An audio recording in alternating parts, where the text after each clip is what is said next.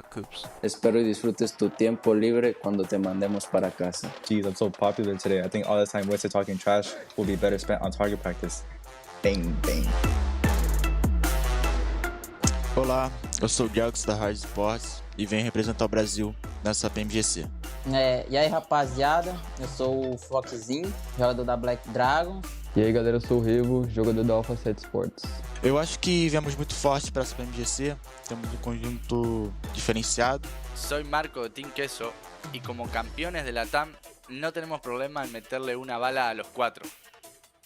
Hola, soy Fernand de Bullock Chapter y dicen que Team Queso tiene buen juego, pero no van a ser capaces de tener mis balas. E o recado que eu posso dar a eles é que a Alpha 7 é muito forte para esse mundial e tomem cuidado. Alpha 7 es un equipo bueno, pero Furu Gaming de Chile viene a darle vacaciones a cada uno de ellos. Concordo que a Alpha 7 pode vencer, mas nós também podemos. Também tem possibilidade de ganhar. A Alpha 7 também, e eles podem voltar para casa mais cedo. Concuerdo, nosotros por nuestra parte estamos buscando mejorar el rendimiento de las veces pasadas. Supongo que con 3 chicken dinners por día vamos a estar bien. Nós falamos poucos e mostramos dentro do jogo tudo. No hay problema, los veremos en el campo de batalla. Hi everyone, I'm Coops from the Knights from the United States. Bring your best game to the tournament and we'll show you what it really means to pop off. Hi, I'm Tensa from North America, and I just wanted to say that getting too relaxed can usually have teams leaving you in the dust, so I would suggest cooling it down a little, buddy. I'm J7 from Exet, and we upgraded our team on all fronts, and we were ready to rock this PMGC. Oh, me tienen tan asustado. No soy una persona polémica, pero sí sé mucho sobre los chicken dinners. Yo soy Asta, de la élite de Aton Esports, pero no pido mucho esta vez. Solo pido un pase a la gran final. I'm aiming for top 3. Top 3? Sorry, bud. Plan for a little disappointment. Cool your head a little. The top 4 are gonna be the people who truly deserve it. Oops, tu puntería es buena, pero la mía es mejor. ¿Te importaría poner un lugar de encuentro en el siguiente mapa? Estaría feliz de darte unas clases sobre el PUBG Mobile. We'll see who winds up on my highlight reel. Have fun and enjoy the game. Nice. Queremos dizer que a gente vem muito forte para essa West League e a gente vai buscar defender o nosso país y trazer ese título para el Brasil. Estamos estudiando nuestros oponentes para la final, así que diviértanse en la fase de grupos. Nosso time está bem confiante com todo o preparo que fizemos durante esse ano. Lo que tengo para decir es que se preparen de la mejor manera, porque en la historia de PUBG Mobile, en el competitivo, en los mundiales, por ahora sigue siendo el puesto más alto que tenemos con Team Queso. Y ese va a ser así por um largo tempo. Eu acho que tudo que pode acontecer durante o jogo é bem relativo e não existe uma certeza. Si nos encontramos en la partida, no nos disculparemos por haberte asesinado. Gosto da sua confiança, não chore quando você voltar para casa mais cedo. Also have a few more words for Coops and Knights. If you come anywhere near us, there's gonna be 4 easy kills. Don't come near us. Right, Kill Switch? Well, actually, to be honest, the strongest teams are all gone. The closest thing to us is Coops. Good luck, Coops. Espero y disfrutes tu tiempo libre cuando te mandemos para casa. Jeez, I'm so popular today. I think all this time wasted talking trash will be better spent on target practice. Bang, bang.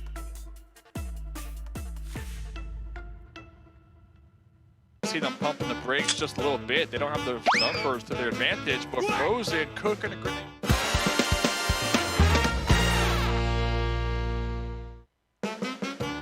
Yeah, looks like Alpha 7 already going to be down a member, so we kind of see them pumping the brakes just a little bit. They don't have the numbers to their advantage. It was at this moment that Nathan knew he f***ed up. Frozen cooking a grenade, tossing a grenade. It looks like it bounced off that little... Did the clotheslines. He does have his teammates though in the back lines. But what I'm wondering is they have clear line of sight on the forward position. Oh God, please, no! No! No! Oh, dude, what the hell?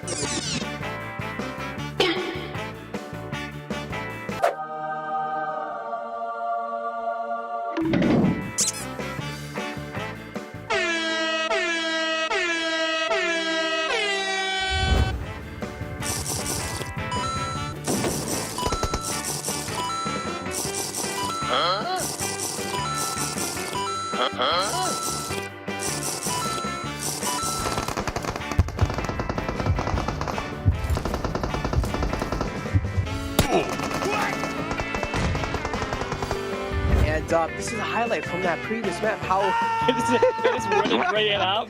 March with that information instead of moving further forward. Now the problem is for a team like Rise is yes they can play well. I mean, production please stop the savagery. I mean, Rise.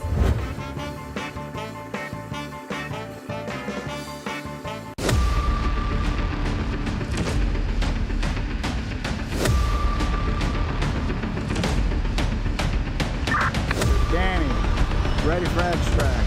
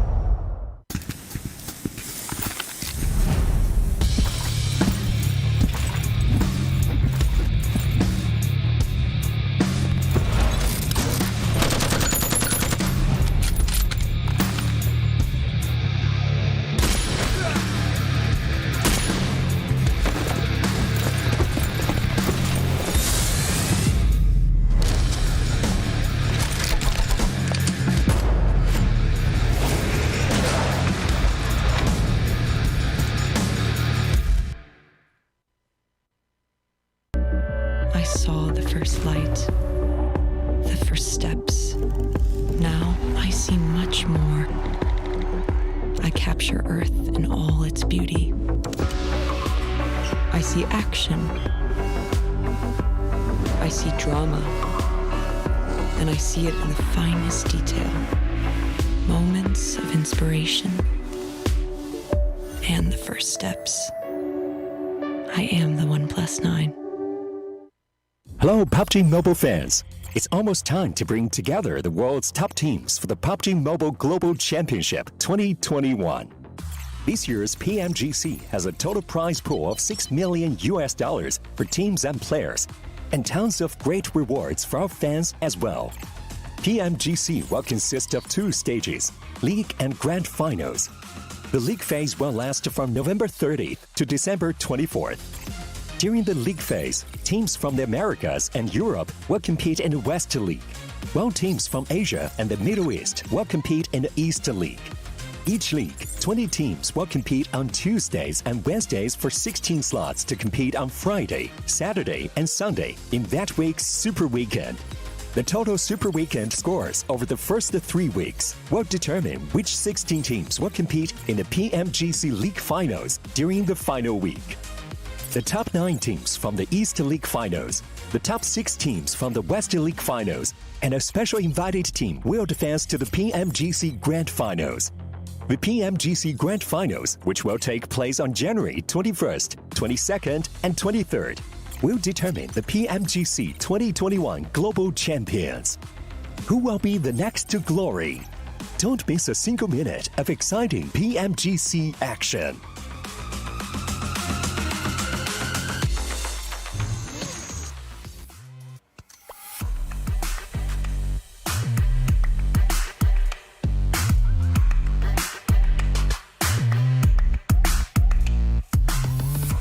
What is going on, everybody? PMGC 2021. West side is the best side. We are bringing it back. League play. Everybody starting from zero. Mustache Dave 7. Glitter over there. How's it going? How's it going, Analyst? I love you, Dave. That was a great intro, Dave. Glitter West and I side, are the both best cracking up here because we love you, brother. We love the attitude. I'm feeling that way, too. I'm pretty sure a lot of teams are going to be feeling that way, too. Glitter. Especially some teams that didn't even make it to the Super Weekend. Boy, it's going to be interesting what's going to be happening here this week. Yeah, we were talking about that a lot towards the end of the Super Weekend. By the way, we all kind of coordinate a little bit, and I love it. We look great. Okay, kudos. You're all looking fly. But no, you're right, 7. I mean, specifically, I'm keeping my eyes on Exet and Queso this week. They have a lot to make up for after not making it into that first Super Weekend, so you know that they're going to be battling even harder because now they got to play catch-up. Some of our teams did really, really well over the Super Weekend. Exet looking to rep that set. Before we get into that, just in case this is your first time tuning in, let's check out the format. Let's see how the cookie crumbles out here. Like we talked about, league play Tuesday, Wednesday, Super Weekend Friday, Saturday, Sunday. Top 16's the goal for the finals. Ton of money on the line. 7, real quick, like talking about last league play, surprises. Were teams getting the points that they needed to get? I don't know. What should we expect today? It's going to come down to some of those teams that didn't make it. As Glitter kind of hinted at it, I'm going to be looking very closely at Exit. I'm going to be looking very closely at Team Queso, Besiktas, also Blue Chapter, all those teams that need to kind of make it to the next Super Weekend. They don't want to be 2 Super Weekends down. That's just a horrible position you're going to put yourself in. So those teams are the ones that I'm going to be looking at closely. Exit, I'm going to be looking to see what kind of style they're going to be playing. Last week of league play, in case you weren't here, we saw Ghost Gaming kind of be towards the second page, and they were just playing for placement, and they were just playing for points pretty much. And then on the Super Weekend, we saw completely different Ghost Gaming. So I want to see the game styles, Dave. I want to see how these teams are going to come out. Talking about game styles here, Glitter, I gotta ask you. You're the coach. You're in the shoes. You're the coach of Exet. Okay. You're in the locker room here. You're pumping them up. What is the game plan as the coach for Exet? What do you want them to do here today? Oh, okay, this might be a little bit toxic, all right? But if it's me and I am coaching Exet, my sights are going to be set on those teams that finished in 14th, 15th, 16th from the Super Weekend, okay? Those are the teams that I want to try to take out or farm as much as possible because those are the teams that have created that point threshold that they have to pass going into the next Super Weekend. So if they can remove them from the equation nice and early and kind of give themselves a little bit of breathing room when they make it into the Super Weekend, that's the ideal situation. Heck yeah, looking for them bottom teams. We're looking at SMB, we're looking at Navi, we're looking at Football List, and even Aton, who didn't really pop off here during this last Super Weekend. Talk about popping off, though. They were popping bottles. S2G, 7, S2G, like, where'd they come from? I don't think we ever seen that kind of a dominance, right? And it was a dominance that it wasn't just like one-sided in a way that they were just getting chicken dinners. It was the way they were able to scrap some of the other points even when they didn't even get chicken dinners. This team showed us, especially this Super Weekend, something that I was mentioning.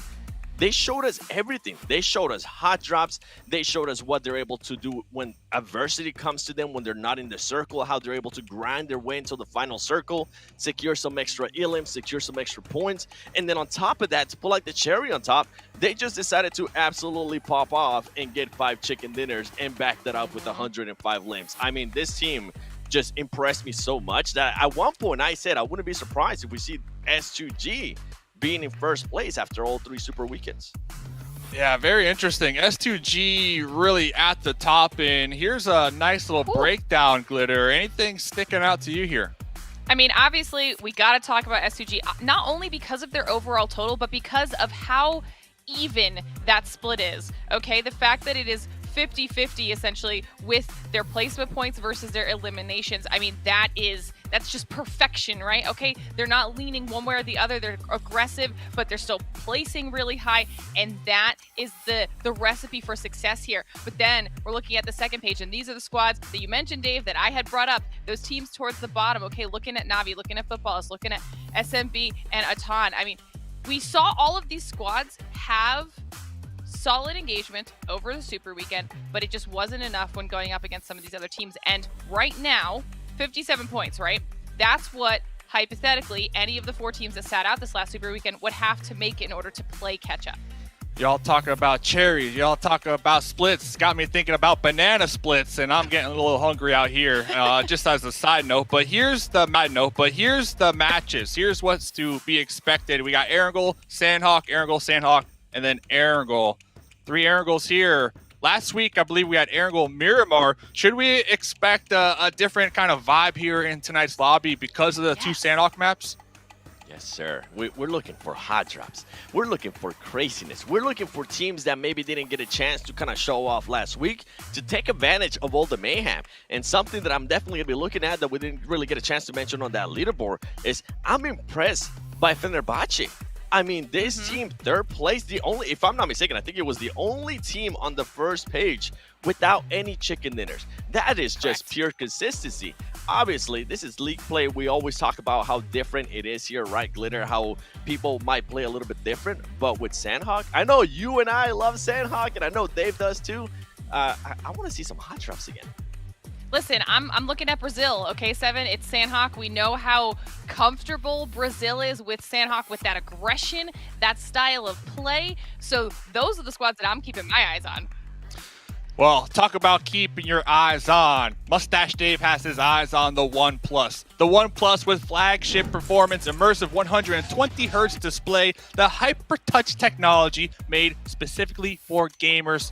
The OnePlus 9 and 9 Pro. That's your best shot of climbing up these leaderboards. And talk about climbing up these leaderboards today. Leaderboards, fresh start, 0. Everybody, waking up, first day of school, feeling prepared. They got the new shoes on, the new pants on, the new fit pretty much. It's a new day. It's a new day. It's a new dawn. Personally, I'm looking at Navi to really clap back. I'm looking at Navi to really take advantage of the fact that everybody's on an equal level playing field and hopefully counterbalance what they experienced last week with a 7-7. Yeah, and something that I would love to see out of Navi is how they're going to readjust with Erangel. I mean, we're going to be playing Sanhok. Once we get to Super Weekend, we're going to be playing Miramar, if they even make it there. But the main thing I kind of want to point out in Erangel, and something that I started seeing happening more and more, especially on Sunday as well, was that it wasn't just Alpha 7 kind of challenged him coming out of their drop. It was also now Footballers. You had Footballers trying to kind of just camp them a little bit, seeing how they were going to react, and forcing Navi to just do a completely different rotation than what they're used to. I'm looking for Navi to be that scary team. So this teams like Alpha 7 and Footballers, Glitter, they're not just looking at Navi and saying, oh, wait, you know what, let's just camp it. They're probably going to give us kills or something here, because this is not the Navi that we're used to seeing. No, I mean, we've seen quite a few squads, or over the Super Weekend we did, kind of go for those hot drop fights off the rip. We saw Ghost and Supermassive Blaze going up against each other a few times as well. So, I mean, you asked for hot drops. We've got more Sanhok. Maybe we might get it here in League play.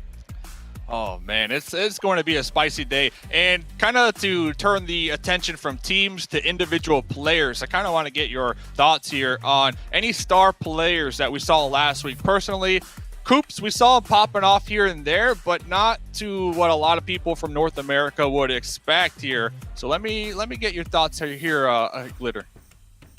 It's a good question, because I feel like obviously the easy answer, you could pretty much pick any of the S2G players. And what's crazy about that is we did see some head-to-heads over the Super Weekend where that the team contribution percentages were very evenly split for this squad. So everyone's really, really pulling their weight over there, which is incredibly impressive, because on the flip side, you're talking about the likes of Koopson and that typical you know, Knight situation, Coops is the one that's doing a lot of the heavy lifting, but now, even in the win that we did see the Knights get over the Super Weekend, they too started really kind of evening out those numbers. So I actually think we might get a little bit of a clean slate reset. I mean, you've been talking about new fit, new week, everything is reset. All these players can kind of start from scratch here, so I might be looking, I think I might just be on the Brazil train today. I'm not gonna lie, I might be looking at some players from A7 to pop off. Oh, hold up a second. You're talking about A7. I like that. Now, Yeah. I'm going to jump ship, though. I'm going to stay in the Americas, but I'm actually going to go a little bit north. I'm going to go all the way to NA, and I'm going to be talking about Ghost Gaming.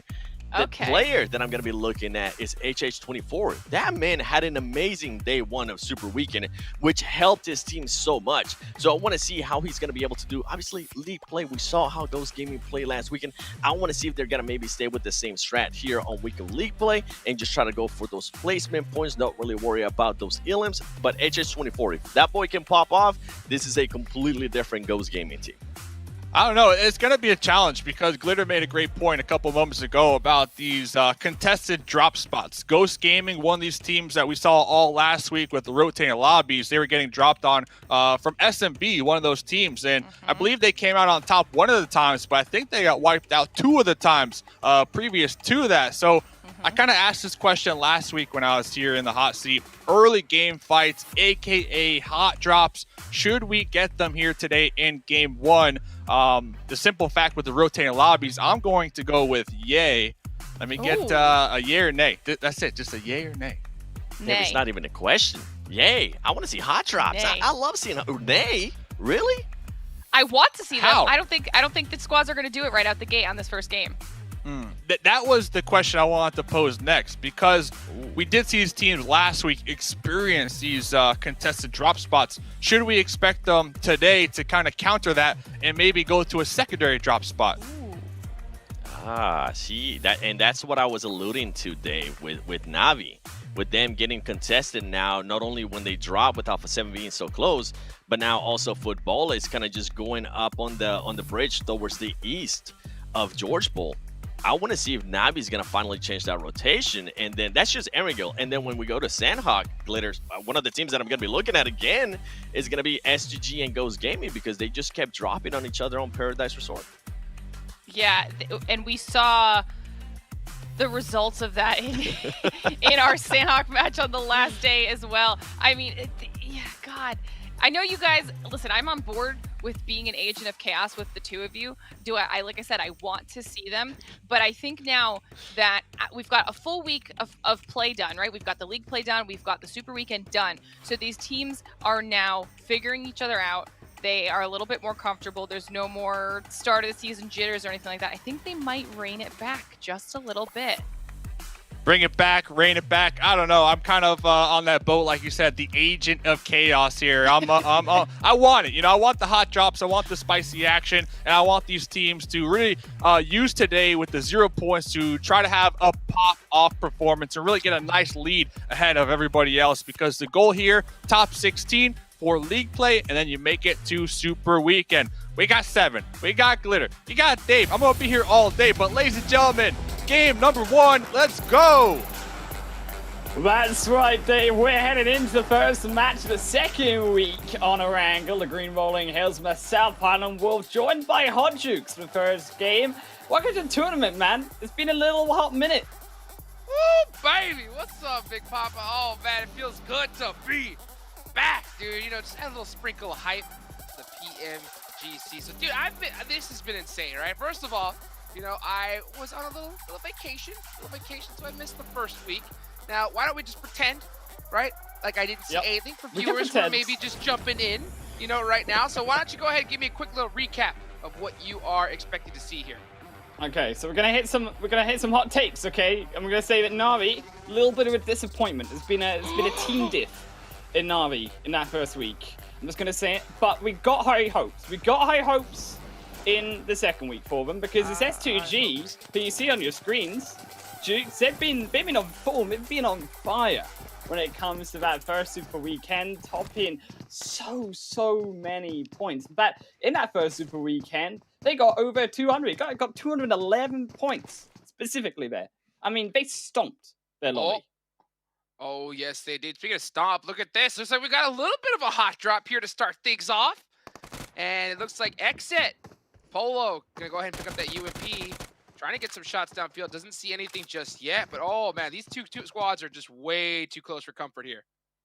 Yeah, Exet, of course, one of these teams, right, that didn't make that first Super Weekend, Duke. So actually, as a result, they've got a lot on their shoulders coming in. I think it was a slight disappointment coming in from Exet in those first couple of days. It's a little bit of nervousness, you could say, where they used to hold these positions, these great positions in the map, but every time a team would approach them, they would always give up those positions to the other team. They'd always try, say, we don't want to fight, we want to try play for position points, but then have to get their hands dirty. You can't be afraid when it comes to PMGC, and I'm hoping that change comes through. But for Fenerbahce, on the opposite end of the spectrum, they have also, like S2G, been so dominant in that first Super Weekend, and I think a surprise, considering what we could have assumed were some of those favorites like Na'Vi, like A7, and Ghost Gaming slightly further below them. Yeah, I mean, Fenerbahce chilling big in third place right now with 152 points. Exet, like you mentioned, they have to pop off here. They have to make sure that they make it into the second Super Weekend. They're honestly already extremely behind, just missing one by itself. And to be honest with you, regardless of how this ends up, this is horrible. I mean, this is why we see a lot of squads just land so far apart from each other. Oh, J7, full sends it on in, gets bodied, and the rest of his squad's going to have to come in. Here comes Killswitch, going to try to get an assist going on here. Try to help his buddy out. Oh, he's got the DPS.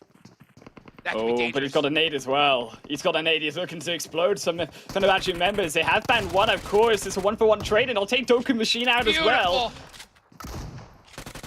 Jay with the shots does help and get the assist, and they are going to get the flush, so it looks like Exit is going to come out on top of this one and starting to assert that dominance, say, hey, this is where we land. This is where we land, Fenerbahce. I mean, Exet, you wanted to see it come through from him here, but he needed to step up. We've had 3 days to watch these people play.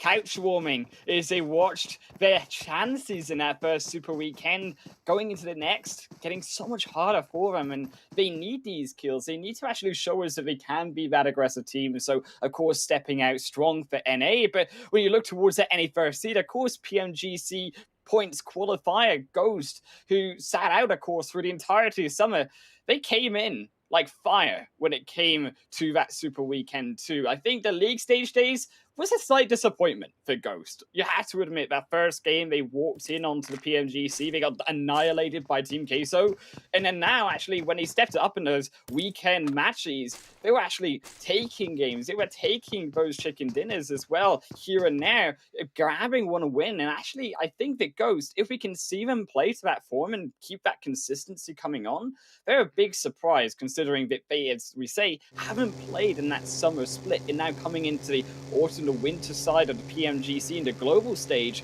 they had to really prove themselves. I disagree. You know, I think that when it comes to Ghost, I like to call that tactical throwing. Wolf, oh, I see. Right? Yeah, you know what I'm saying? I think that they are like, I see what you're putting they're 300 IQ. I think Beowulf, he's got some secret sauce up his sleeve, perhaps borrowed from Mustache Dave, because he is the sauce boss, right? Well, when it comes to Ghost, they missed out on Americas, right?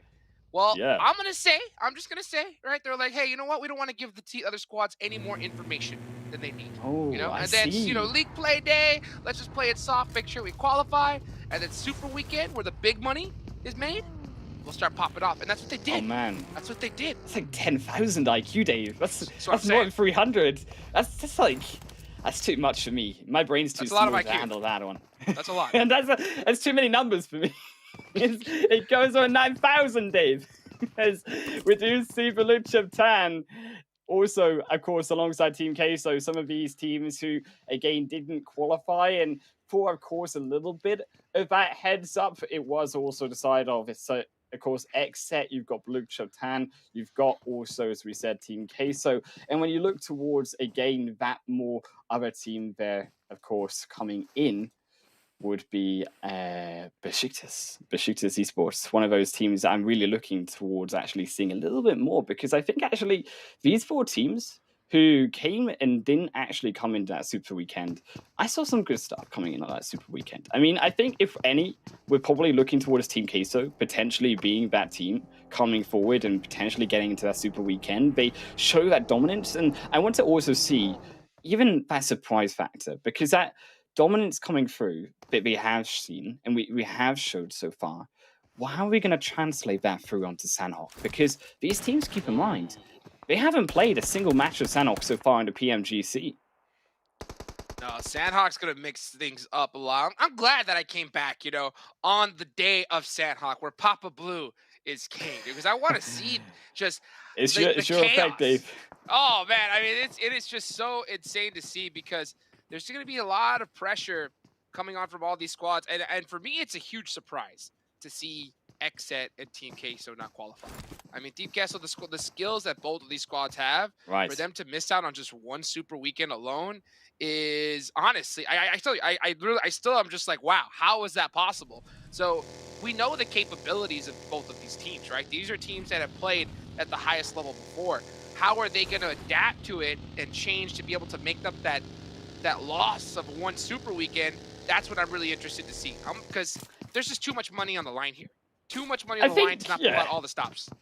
There's a chance, though, to be fair. You look at some of those teams right from the Super Weekend. I mean, those bottom 4 teams, at least only 36 points with Natis and Sia. I mean, coming forward, I think that's a really slight mistake coming in. I think that we are now looking towards, well, what can these teams really do to also not only make it in for the first Super Weekend, how about some of those teams who also did very poorly in that first day? Because actually, as a result, it's been overall, I think, not the best for some of these squads. You're looking now at how can the teams like Navi, how can the teams like, of course, those further down, like Aslan, who showed himself up inside that league stage, step up in that second week? Because actually, for them, I think that we need to see more. And I think, to be fair, we've seen that problem lie therein from the rest of the PMGC in those league days, in the Super Weekend, where they actually haven't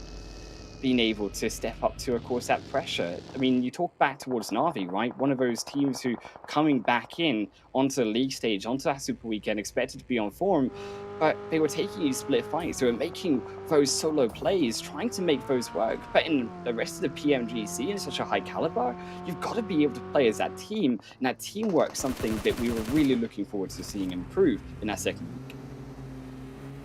Right, indeed. And, you know, maybe Navi trying to take a little page out of Nova XQF's book, you know, from the East. They love to play that split play, but they play like a team regardless. That is one of the most difficult strategies to pull off. Look at this. I mean, it looks like we got a little bit of a little car race here. The Knights running really close by to Furious Gaming. So many teams just trying to hurry on them over to the shelter spot. Looks like OP Dip is going to be taken by Furious Gaming. Knights going to be, you know, hitting themselves for that one. I mean, that's the level that we're at here at this tournament. Is your rotations have to be insanely fast, so quick, even the slightest delay, and another team's gonna take your spot so quick. Yep, as we do, of course. Take a look back at S2G and real quick. What are we gonna say? Yeah, when it comes to S2G, there's something that we haven't really talked about before, right? And I want to mention. I want to get your thoughts on this, right? Okay. Before, when it came to, you know, PMPL, we had some squads that had enough points, right, to make sure that they're going to qualify to the stage, right? So when it came to trying to hunt those teams down, you know, to make sure that they got knocked out of Americas or something like that, nobody wanted to do it because they knew that they were going to go no matter what. So they're like, hey, you try to camp us, we're going to camp you like crazy. You know, so there's a little bit of that, they had a little bit of a shield around them because of those points. Not here. That's true, you know? That's true. Not here. Yeah, not here. I mean, first place and second place, the difference is $217,000. You know, like that's a lot of money, Dave. That's insane.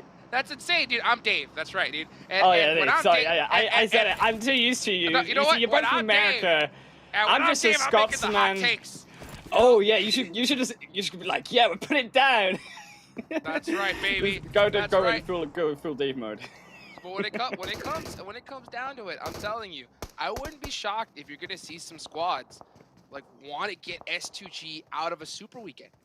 I mean, it's totally Oh, possible. yeah. I think that S2G is going to be a big step up for some of these teams to really annihilate that S2G that much to the point that they don't get into that Super Weekend. Again, you are looking towards trying to cancel out those who didn't make it into the first Super Weekend. Some of those, you could argue, weaker targets, and you could start to put them down in a second Super Weekend being missed and apply that pressure towards them. That's more feasible. But as we do head, of course, back into this week and to these specific games, that zone has gone further down, a little bit more towards that south side. Yes, now Pollyanna heading down in towards those hills, Potato Hills, where all that congestion seems to be. And you are looking at actually Knights controlling that island compound in the center so strong. And I think that actually, if they can maintain control of that, it's going to be crucial for Knights' success. But the problem being is there are a lot of those players around, and it's going to be even more important as, of course, that zone has centered around them. And meanwhile, though, you can't ignore that side flank. Unicorns of Love and Black Dragons still at it, though. 1,100 meters. Jukes, they need to get a move on. Oh, they have to get a move on now, but I mean, it's still pretty early in this circle. It's only zone number 2, so both these teams can disengage from this. They can eat a little bit of blue zone. They're going to be ridiculously behind. I think that's what they think. They think that by the time we get in the zone, we're going to have a tough time. So maybe we can try to get some kill points. But the second I say that, I think common sense has slowly crept in. You know, the tunnel vision is slowly starting to fade away, and they realize, you know what? We got to get out of the zone, dude. Let's get into the next circle, and then we can fight later. Oh, yeah, of course they do. Pop Rokers. Oh no, he tried to get away. He tried to be a smart guy in this situation, but GC God had his number. And that's going to be one of Unicorns Love being firsted down. And of course, the rest of those Unicorns Love members, they are slightly further ahead of Black Dragons. So it's going to be still difficult for Black Dragons to actually get through the wall that is the Unicorns, unless they try to wrap themselves around that northern side more towards Pachinki. Is Team Queso, they just walk over with Fenerbahce, though. Is Fenerbahce, they'll be the first out, first game of the second week. Wow, Fenerbahce getting taken out. There's Team Kessel. I told you, they're starting to show up. You know, they're coming up, and they realize that's the third place squad. So for them, I think that this was really big for both Exet and for Team Kessel, right? Because this is that first game of the league play to get, you know, some really nice squad, you know, wipe action onto some of the top teams. That's got to feel really good. Not to mention, as a matter of fact, I believe Fenerbahce got taken out by both Exet and Team Queso, right? Yeah, it's that aggressiveness that we're looking towards, right? Of teams who haven't made it in. They need to be able to pick up that pace. And I think that is a wake-up call, as we say, for that first Super Weekend, where we say now, well, we didn't get those points. We need to force somehow our hands to be able to get into the second week, where we're showing a little bit of our playstyle or not. These teams, they've already seen you play matches. They've been studying you for well before this tournament. They should know exactly how you play regardless. Play your own game rather than trying to play towards someone else, because at this point, you have to make it into that second weekend, because one Super Weekend, not good enough. Jigs, quite frankly, when it comes to getting into that top 16, it's going to be pretty darn impossible to do so. It's A7, Na'Vi, though, returning back to form. They spy each other up for what has been 100% of the games. I mean, this is something you've not seen yet, Hodgix, but this happens all too many times. And I think actually it's a slight mistake coming through from Na'Vi and A7, because they tend to actually annihilate each other in stopping themselves from getting points by taking these fights every single time against these two squads themselves. You know what? I think part of it has to do with them doing exactly kind of what you said, though. I mean, that's their play style, right? Alpha 7 always playing that edge of circle. Looks like Na'Vi is hugging kind of a similar strategy, and that's where we're at. That's where we're at when it comes to start seeing play at the top level. You're going to see a lot of the same rotations, the same ideas, because they're all the best of the best, you know. But it's all about who can execute on those ideas just a little bit better, or who's just better that day, right? Because sometimes, you know, it all depends on just a little couple factors, and we're starting to see, you know, Na'Vi set up in a good position, Alpha 7 holding that edge as well. You're going to see a lot of squads just set up pretty here. Yeah, when you're looking towards those positions, right, you've, as we said, Knights in the center, very strong in that island center. Point to the zone is mad, will shoot down on Team Queso, but it is on that other side. You're looking naturally towards the likes of footballers to have again that strong position, heading forward into that slight dip. There is a slight underside to that hill coming in towards Knights, I think footballers can take advantage of. They can actually use that to try cover from fire from those on the south side, those from the north, and actually work their way forward into zone. So that more the eastern side of zone, that's feeling a little bit better to me compared to the west too. When those teams coming down from Potato Hill, I guess they got a high ground now, but it's going to get pretty complicated moving forward. As they do find the shots on, at least one onto Black Dragons. Golden will be re-dived up, but except they can't find those shots furthermore into the blue. Not sure exactly what Black Dragons was going for there. They had that big rotation just to pick up a buggy. I think they were trying to go for the save, but I think regardless, they had to realize that that player was gone and dusted. So very, very risky play, but they do end up surviving it for now. They're in a real terrible position though. So Black Dragons are in a world of hurt. Goes! Oh, and Alpha 7 getting into it. There goes Revo with some beautiful shots down, and that's Ghost eliminated. Oh, but Ghost, A7, I'm sure not long for his world as well. Yes, Revo's finding those kills and kill feed now, but how can they fare when it comes to them also being in a little bit of a bad wear? Is also Xset up against Team Queso. Both of these teams having stellar performances, but this time it's Xset on top, and they'll take the first one, and they'll turn it right back over towards Lan and Exil. There's nowhere to run for them, as even Black Dragons pinch it off on the edge of the fight. They can't even third party this one. Xset, they got laser focus when it comes to this first game. Oh, and here comes the spray from the side. Are they going to catch this last member? I don't think they do. They had to see him in the and they get him caught and done. Polo, man, with a huge 1v1, ends up at literally half an HP. Comes out on top, and then the Xset finally started to make some noise here. 7 kills so far. Okay. The Xset repping that set big here in League play. Where was this though? Where was this due to the first week? Xset were running away from team fights, and now they're the ones engaging on top. Better leader when it comes to kills.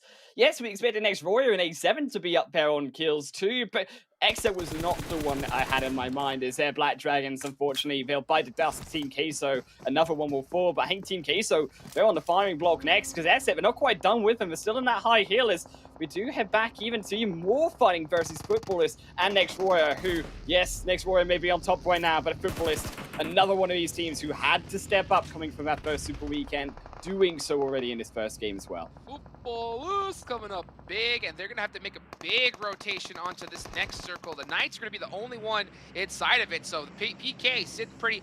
Alpha 7 get eliminated, top 11 squads, and we're just seeing chaos all over the place. Xset trying to rack up some more kills, but they are getting just third party from behind. Mad coming up. Agori's going to get the thirst, and Xset's reign has been stopped. Oh no, that was a disastrous fight for Xset. They tried to go all for the one in the vehicle, but we never knocked them down, and then in behind came the rest of the Mad Bulls, and they wiped them through when they weren't even looking towards the Mad Bulls, and their team coming in is Unicorns Love. GK first also down. Lin will be soon to follow, and their Footballist as well on the opposite end. Finish, get the finish. Beautifully done. Unicorns of Love taken out right there. 8 teams remaining. Navi trying to bounce back as well, trying to get some kills. They're still in this game, putting some nice suppressive fire. They're just trying to hold angles, but they do lose a couple of members. Only one up left. Oh, and here comes the grenade. Is it going to be threaded? Is it going to be perfectly placed? It looks good. And, just off the mark. Oh, but if that late landed. Oh, if only it now and landed. Jukes, that would have been a beautiful. That would have been a whopper one. I think that one might land. Dono's going to go wide as well. Kazunis, he's trying to dodge out, but he's got no smoke road left, and there he goes. Navi, bit of dust is just down. So again, Eastern Stars, they control that slight dip. We talked about how strong it was entering in, and now we'll have that advantage. Is also Furious Gaming, another one of these teams who are edging the further way out towards the side of Eastern Stars, but on towards more of this western side. Mad Bulls in amongst the problem, and now here we land.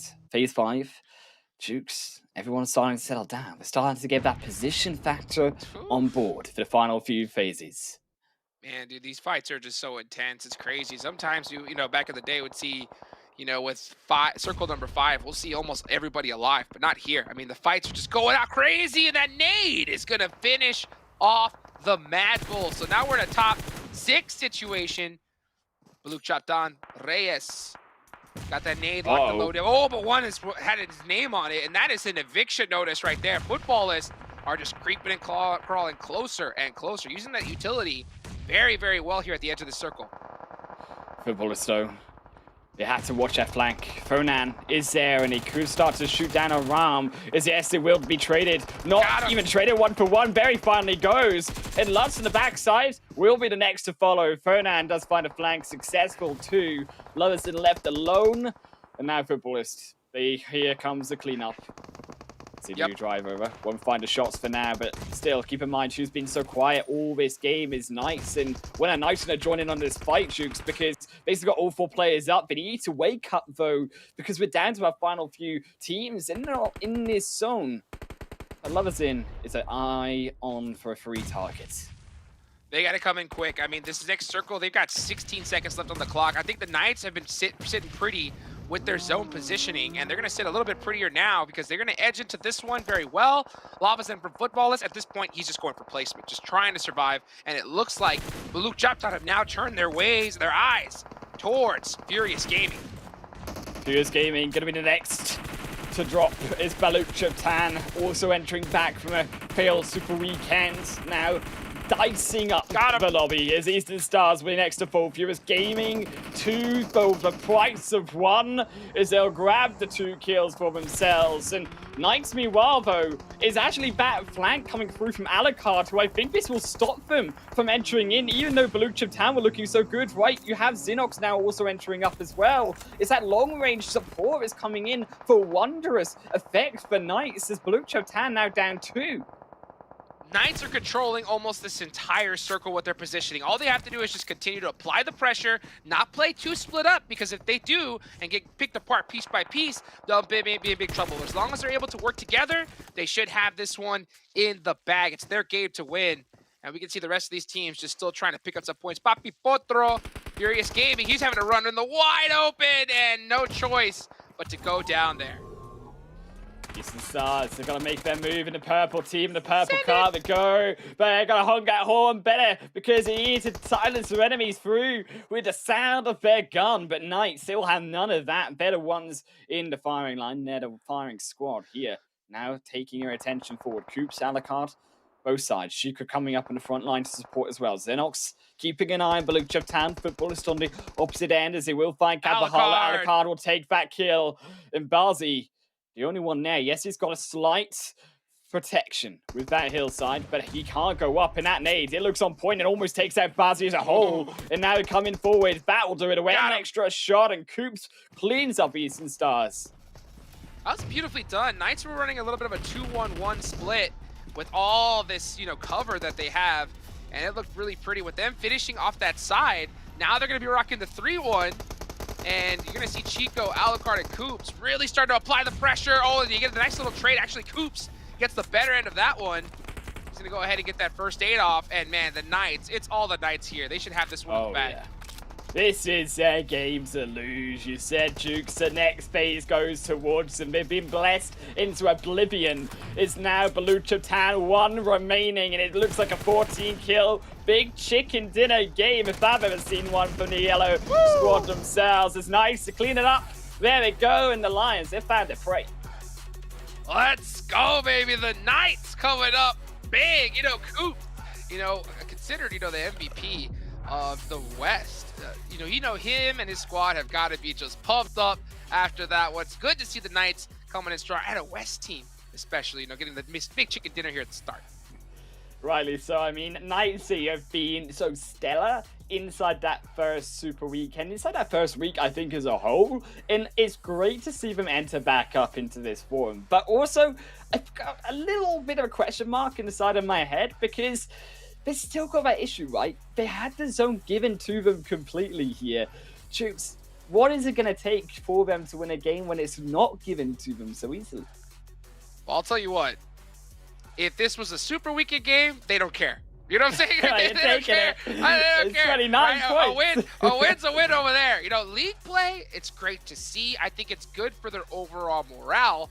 And I'm hoping to see that this win kind of pump them up, get that fire going, so when those tough circles, those tough positions come along, they're going to be able to kind of replicate the same. But it's going to be hard because, to be honest with you, at this level, a top squad, if they get the zone like that, they should be winning it 100% of the time, you know? But to still be able to get a top finish, regardless if you don't get zones or not, that's a championship team, and I want to start seeing that from the Knights.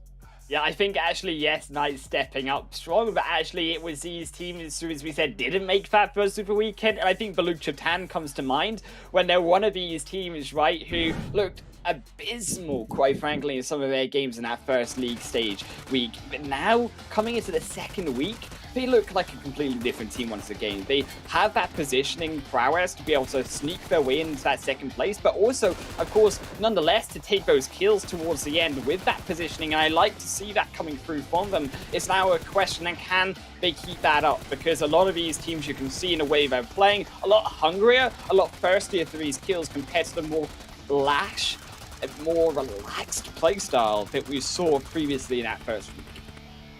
Yeah, well, we're seeing some of the teams that were kind of struggling in that first week start off pretty well. I mean, put in some decent points. You know, Team Queso had a nice fight at the start, but they get eliminated in 14th. That one had to hurt big time. We see the Knights just still dominating here as we look at these highlights. I mean, once they got that zone, once they got that position, they just cleaned up. Everybody was so busy worried about each other, and the Knights just came up and just said, hello, here we are. We'll take that chicken dinner from you. Yeah, I think now, as we said, Nice coming out with strong on the gate, but who didn't come out strong, and that was actually some of our teams that we expected to do well as well, such as Fenerbahce. I think some of these squads who we want to see keep that consistency, right? Consistency is a word coming through on the PMGC, because when you look weak, I think some of these teams like Fenerbahce coming in on that first league stage day, maybe playing more relaxed, as we said, but also I think some of these other teams like Unicorns and Love, who we saw that aggression, not so good in this first game. Got to see how they perform in the future. But for now, going to head back to the analyst desk. Yo, what's up, man? Is that Hot Jukes back from the yacht trip? First of all, he didn't invite us, all right? What is going on? We've been hanging with this dude for about 2 years. Where's our invite, Hot Jukes? The Hot Jukes yacht. Big sad, but let's talk about this game. Not big sad. The Knights, #1 spot after game 1. You know what? Glitter? Thoughts? You know what? We're speechless. We're speechless here. I'm taking credit for this one, okay? That's what I was going to say. I'm taking credit for this one. We talked about Coops at the top of the show. I called the last day of the Super Weekend. I said that Knights were going to come out strong. Came out strong again here, so I'm going to pretend like that's carrying over as well. 14 eliminations for this first game. And the chicken dinner, I mean, that's a massive game for the Knights. However, 7, we talked about them saying that teams like Footballers, Buluk Chaptan need to pick it up, and they're there at 2nd and 3rd place. Buluk Chaptan, listen to me. I don't know what happened to the team. Just to put this into perspective, by the way, for everybody watching, last week of league play, Buluk Chaptan ended up, I think it was with somewhere along the lines of 14 points total. Today, on the first game, they end up 15 points. This team is feeling the pressure, baby, and I'm all for it because I want them to be able to make it to that Super Weekend. We do have Alpha 7 here on the second page alongside with Navi and some of the other teams. But hey, I know Dave is going to be happy about tell him, Dave, who's the MVP? Papa Coops! Papa Coops! All those people in chat say, hey, Coops, you washed? Nah, Coops, look at that. Look at the eyes right there staring in your soul like, I'm the MVP. I'm coming for that role. Happy to see Coops pop off game #1. 7 elims. That's half of the elim points from the team in total. That's huge. It is. And I mean, can we talk about that damage too? 1K damage for him to be able to kind of convert that, right? Usually, Glitter, if we see 7 elims, I mean, we don't see this kind of conversion. At least it's very rare to see it. But then, if we talk about the head-to-head, there's 2. The dynamic duo that we've been talking for the longest time, even since NA Championships 2. Knights, Sanhok, being able to get 4 elims, 848 damage. I know this is week league play, guys and lady, but boy, am I getting excited for this, just seeing these 2 duos right here, Glitter. I mean, this is huge. Look at even down there at the bottom, the team contribution, almost 70% between just those 2 players of the contribution. So, I mean, that is, they're more than pulling their weight. Very, very strong way to start off the day for the Knights. Yep. Too good, too good. Oh, man. When I wake up and see Coops #1, that's it. You know, that's all I need in my life. So thank you, Coops, for that one. Now, talking about this game, though, we saw Xset. One thing to really talk about here, Xset I feel like they recognize, okay, we dropped the ball last week. They didn't qualify. This game, they got into multiple fights, I think, with Fenerbahce, Team Queso, and the Mad Bulls. 7, is this the X-Set we want to see here this week? It is. I think it might have been Hot Jukes or Highland Wolf. I can't remember which caster said it, but they said it perfectly. They're saying X-Set is kind of marking their territory in certain maps, saying back off. Do not come near here. We usually see X-Set land more towards the east. For them to actually hot drop on Fenerbahce, that was a huge surprise. And for them to win that engagement, considering that Fenerbahce, that was a team that I talked at the beginning of the show too. Glitter, I was saying how consistent that team was able to do with no chicken dinners and all of that. But this is a huge statement, at least for me. Exit sending a big statement, Glitter. Yeah, I'm very happy with that. I mean, we called them out at the beginning too, saying they needed to do something here if they wanted to ensure their spot in the Super Weekend, haven't already missed out on the first one, and that they're another good example of starting off the day hot. And you guys, we're not even pointing out the fact that I was proven wrong. We got those early game hot drop engagements. Well, we did talk about Glitter being the hypothetical coach for X-Set here today, give him that pep talk before the games, and I gotta say, it worked out. And talk about working out here, I'm working out my brain because I gotta think about these teams that didn't have the best performance here in game 1. I'm bringing this up because I'm a true believer in momentum, right? And everybody started with 0 points. You come into game 1, you're feeling good. Remember, we talked about the outfit is fresh, it's clean, but then it's like you got those new shoes and you stepped in a pile of mud. Like, how do you come back from that? Are you talking about Navi? Are you talking about Ghost Gaming, those teams that are currently sitting like with 1 point, 0 points? Man, I'm a huge believer also in momentum, and I'm not seeing anything from Navi. This is a completely different team. They didn't try anything different in regards to their drop as well. I thought maybe we were gonna be seeing something different since it was the first game we could league play. As you said, everybody starts off at 0. Might be the time to try something different, right? Navi said, you know what, we're gonna stick to it. Right now, it's not working, but Glitter, going with Navi here, at what point did they say, like, enough of this? This is not working. Let's go to plan B. Okay, listen. Zute and I actually talked about this, okay, during the Super Weekend. And we talked about how important, not necessarily, I mean, I guess it is combined with the perseverance, but if you're doing something and it's not working, you need to figure out why.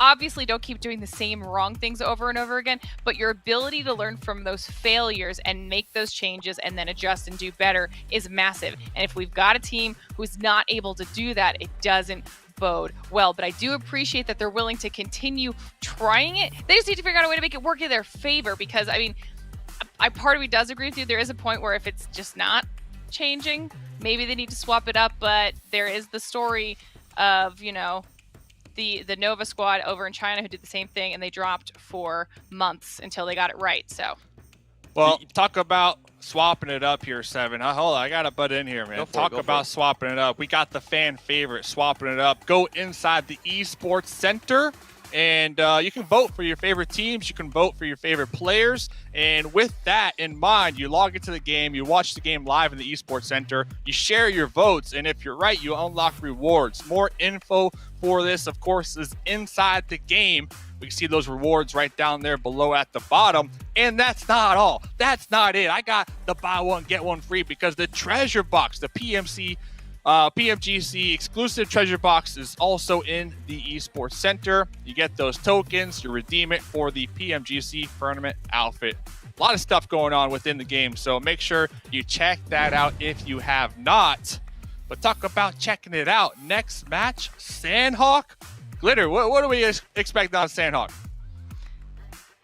Okay, now listen, I know that A7 got taken out by the Knights in this matchup. They had a rough fight there, but the Knights were on fire. This is now A7's map. I'm still keeping my faith in A7. A7 for Glitter. What about 7? Who you got? I'm actually going to go with Navi. I want to see something out of Navi. I feel like this was a team that came in very at the top of my list. And I know this is week of league play. I know it's only been one super weekend, but I'm not seeing that scary team that I'm used to seeing. And it kind of leads me to a conspiracy theory once again here for both of you. We did this back in America's Championship, and I'm going to do it here again, especially with the way Navi's playing. Do you think they're just kind of doing the bare minimum in a way? They're still collecting information from everybody. They're still making it to super weekend, right? Ultimately, that's all that matters. If they make it to 3 super weekends, more than likely they're going to be going to the finals, because some of the teams are going to be probably not doing that. With Navi, is it a thing of they're just not pushing all the way like they know they're capable of? They're still gathering information. They're preparing themselves. That's just a conspiracy that I'm throwing out there. I don't think it's happening, but you never know. It could happen. What do you think, Litter? What do you think about that? I don't know. I don't know if you're really, if I'm picking up what you're putting down. You know, I might have to disagree with you just a little bit based off of, you know, all of the past performances, but anything can change. It's still early, but not so early that these teams have much more time to really mess it up. You know, we've got to kick it in gear here. Okay, we've only got a couple days till the next super weekend, and these things go fast. Yeah, and talk about kicking it in gear. On a positive note, I believe SMB, I think I saw right there, are going to be sitting out this match. So that's a good sign for Ghost Gaming. With that in mind, they should not be hot dropped here in this game for that Paradise spot. So hopefully they'll be able to capitalize on that that fact right there. But I'm diving into Sanhok. I think it was A7 last week, if I'm not mistaken. They drop boot camp, they get their loot 2 minutes in the game, and then move out, and they set up these traps along these maps, and they just wait for teams to kind of run past them. Then they spring the trap, they get the kills. 7, do we think teams learned their lesson last week the hard way, not to spring that trap and avoid that A7 trap? It all comes, especially with A7, we saw it perfectly during Super Weekend 2. It kind of comes down which Sanhok circle we get, right? If the first circle is more towards the north, A7 is going to be forced to play more passive than what they're used to. If that circle goes anywhere towards the south, they're going to be that aggressive team, and they will be setting out those traps. In regards to teams being able to adjust to that, I mean, it's Sanhok, man. They get pushed out from all different directions. They have to be watching out. And by the way, in regards to Paradise Resort and Ghost Gaming, I think they might still have to worry about those hot drops, even though Supermassive Blaze is not playing here, because S2G is one of those teams that was hot dropping them on Sanhok as well. So it's not all over yet for Ghost Gaming. Oh, man. So if they get hot dropped, man, by S2G, I think we can all say one of the best teams in the lobby just based off of last week alone. Real quick, Glitter, S2G, Ghost, they meet in Paradise. Who walks out alive? Give us a real answer. Give us a real answer. Who do you think? I'm feeling Ghost today, I'm not going to lie. Okay, Ghost Gaming. Well, ladies and gentlemen, let's see. Will Ghost Gaming have to defend their Paradise Resort? We're going to find out right now, sending it to Sanhok. We're here in the jungle. The rumble is beginning.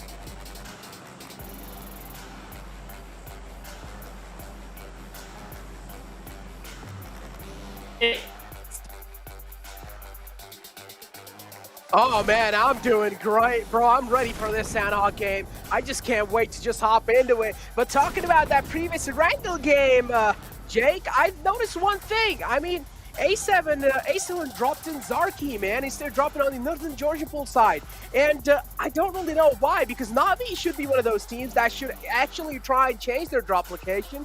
Instead, it's A7 changing it. I don't really get what's the kind of mentality behind it, but for now, it's going to be Ace2G and Ghost, as always, locking their horns in the Paradise Resort, and it's going to be tense to start things off. Oh, stereotypical matchup here inside a hotel. And Ghost, they're looking to put the payment check onto S2G. But it's S2G who are ones firing back, although they've been knocked two now down. There's 2 left remaining for them in Ghost, who have lost one. They're looking for that hot, sweet revenge from that last weekend where they got knocked in this exact location by S2G. But it's Ghost who loses second, and this is now turned back the table, and S2G in favor in this matchup. Is that nade doesn't land, and that's crucial there as Ghost. They also miss HH24, gonna miss out on the fire shots too. And now Ghost in some real trouble as revives come through from S2G. Oh man, the revives do come through, and now S2G, both the players are back up on their feet, but they don't really have the HP supporting them. But on the other hand, Ghost, they're crumbling down one by one. Oh, this is not really looking good. Ghost, they want to make sure they're holding their ground as quick as possible. ASH24 finds one knockout and instantly confirms that. Just wants to make sure the next time he's not going to be able to get back up on his feet. Instantly gets the second one. Kelsey as well looking to confirm it. That's not going to be the case though. That drop shot not working. Had to reload in the last second. And well, guess what? H2G come out on top in that fight, but that was close.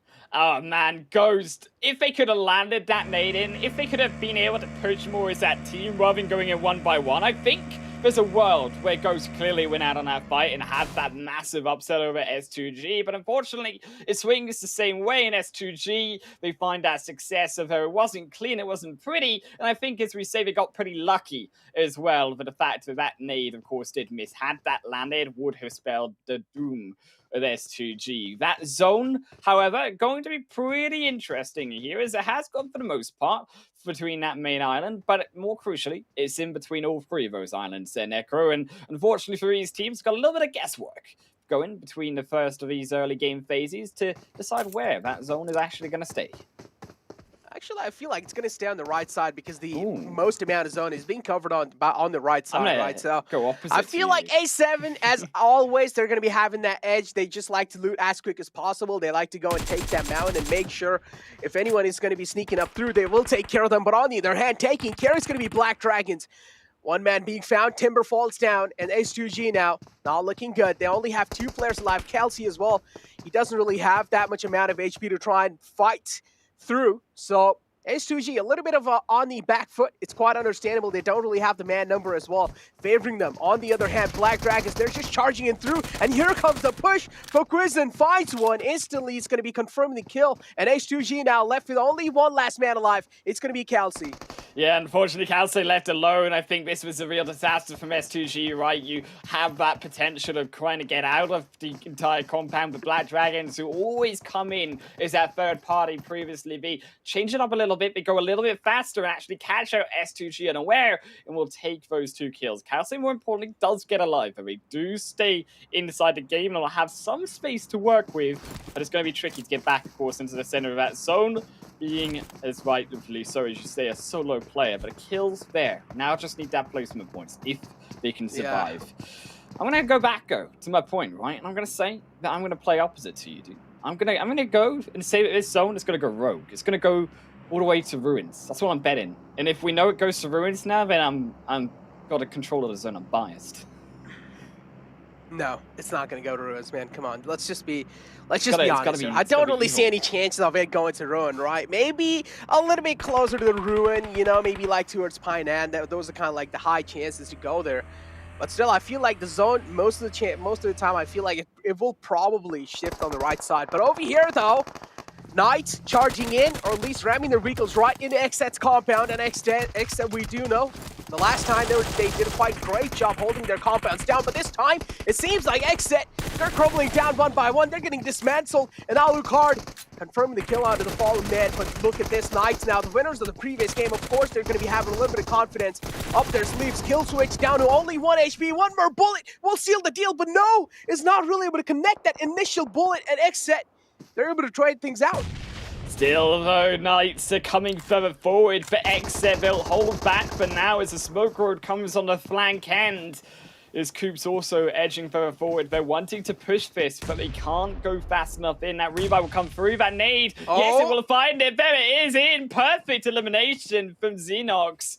As they'll clean up 2. Polo almost gets caught the last one. I don't think he knows how to climb those stairs because he's in some trouble right now, trying to find a way out. Is on the back side, it will be about J7, the ultimate flank behind Knights, but J7, he's got to do something because Polos is all on his own. He's down, he's dead, his troops will clean him up. Oh man, XZ, they're just getting devoured. But now again, you just have the last man alive, J7, trying his best to fight through this situation. I don't really feel like that's going to be the case, and yes, Xenox put the final nail in the coffin, and that's going to be it for XZ. Its second game, they're out with only 1 point, if I'm not wrong. And in the previous game, they had quite a decent showing. I wouldn't say that was quite good. I would say that was kind of like okay-ish showing in the previous game. But this one, it's a complete downhill performance. But if you talk about A7, Revo down quite low. They are against the fight. Nextruya, and Nextruya, well, it seems like, yep, the nade's quite close. Frozen, though. He has a nade cooking up as well. These two teams, of course, continuously fighting through these bootcamp hills. A7 knowing for playing actually through these bootcamp hills. Actually, I am surprised personally, though, that no team, and it's just actually a statement that it's dawned on me now, here, Necro, none of them go towards bootcamp. There's 0 bootcamp droppers. It's A7 in around these hillsides, as we say, just outside the compound, but that's as best as we're going to get. I mean, we talked about those bootcamp hot drops. I'm disappointed. Necro, that we're not getting a bootcamp team. I mean, we're in PMGC West. I expected better. I wanted all of these 16 teams to be dropping on that bootcamp. I wanted to see some bloodbath. No, I mean, A7, it seems like they're the alpha tines of the lobby, you know what I'm saying? And the challenge A7 in bootcamp seems like teams aren't really down for that. They're kind of scared. I don't know if scared is the right word, but there. yeah. I'll go in there. It's until okay. Now, you will. I will. I mean, I'll brave it for you, Necro. I'll brave it. I don't think so. You'd be able to last long though. Like that's the thing, right? You will go in. Even I can try and hot drop them, but it just comes down to for how long am I able to last in boot camp. But if you talk about lasting, Mad Bulls, it seems like in this fight, Effect isn't really able to last that long. He's down quite low to pack himself back up, but Flaky is on the aggressive foot, and he will take down Effect. Mad, unfortunately, going to slip another one, rightly so. Fenerbahce back on form, at least for the first kill of their second game is A7 next round. Don't think it's going to come too much here, as he seems to be edging their way further back, but Knights is the third party. Wrapping in behind the edge of A7 could be that initiator that calls them into that fight. You also see, though, of course, that first phase zone going to be closing up towards phase 2 soon, as the rest of these teams from the outer portions will continue to make their way further in. Na'Vi being one of them, of course, Eastern Stars on that northern side, as the zone does continue to centralize up. No ruins. Oh, I told you, man. I told you. It's going to be shifting on the right side. At A7, they have the prime positioning with the high ground on the hill, as they always like to take that position. On the other hand, Nextruya as well, quite close to the squad of A7. Black Dragons as well, looking quite good. Now, the team that I'm really going to be eyeing out for are going to be Fenerbahce. Because, of course, one of the teams that didn't have any kind of chicken dinners and still were on the kind of, I think so, in the top 3 in the overall rankings of Super Weekends, and that's quite impressive in itself. But Footballist already opening things off, already kicking things off, and they have 5 kills on their name. That's absolutely insane.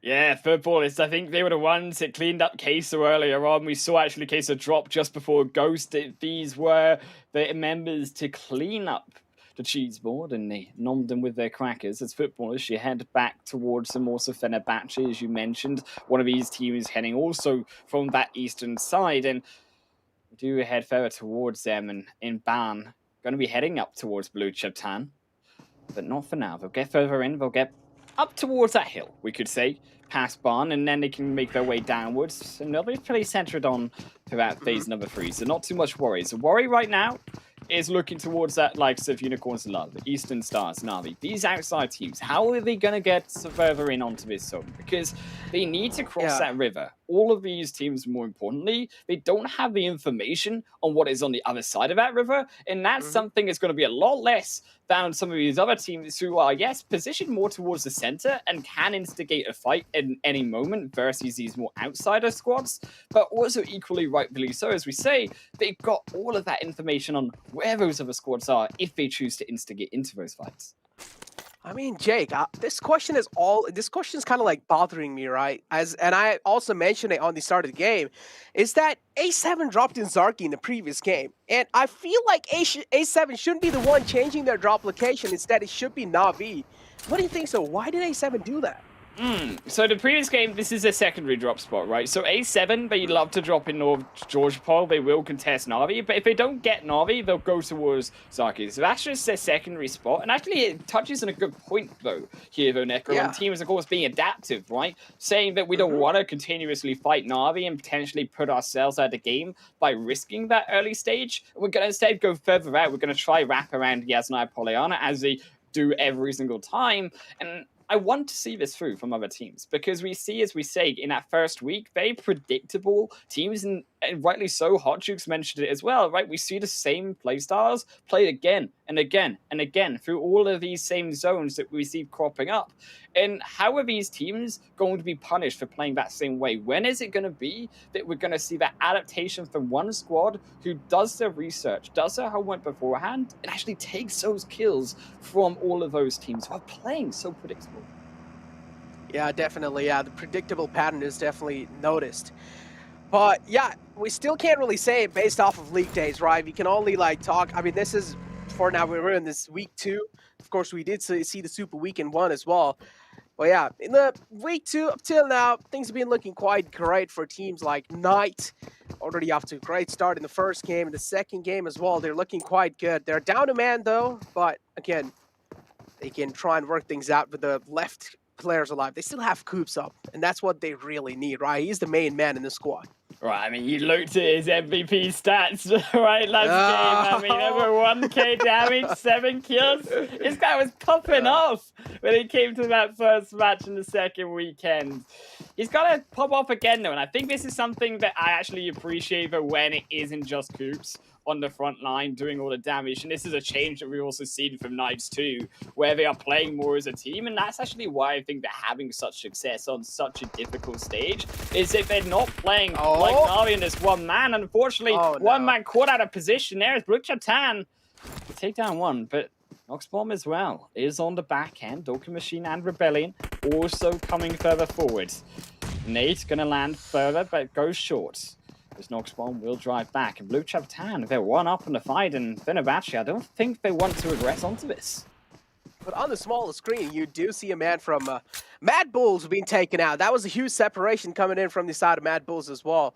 And they will have to pay the price for it. It was the player of S2G, the last man alive from that squad. Kelsey was the one who took care of that. But yeah, fights are definitely breaking out in these late game situations. And now Fenerbahce is well one of those teams that is quite close to the players of Bullock Chaptan, but they should have a little bit of advantage with that high ground they've gotten themselves. Bomb making quite a risky rotation out in the open, gets caught by the players of Bullock Chaptan, but still he's safe for now.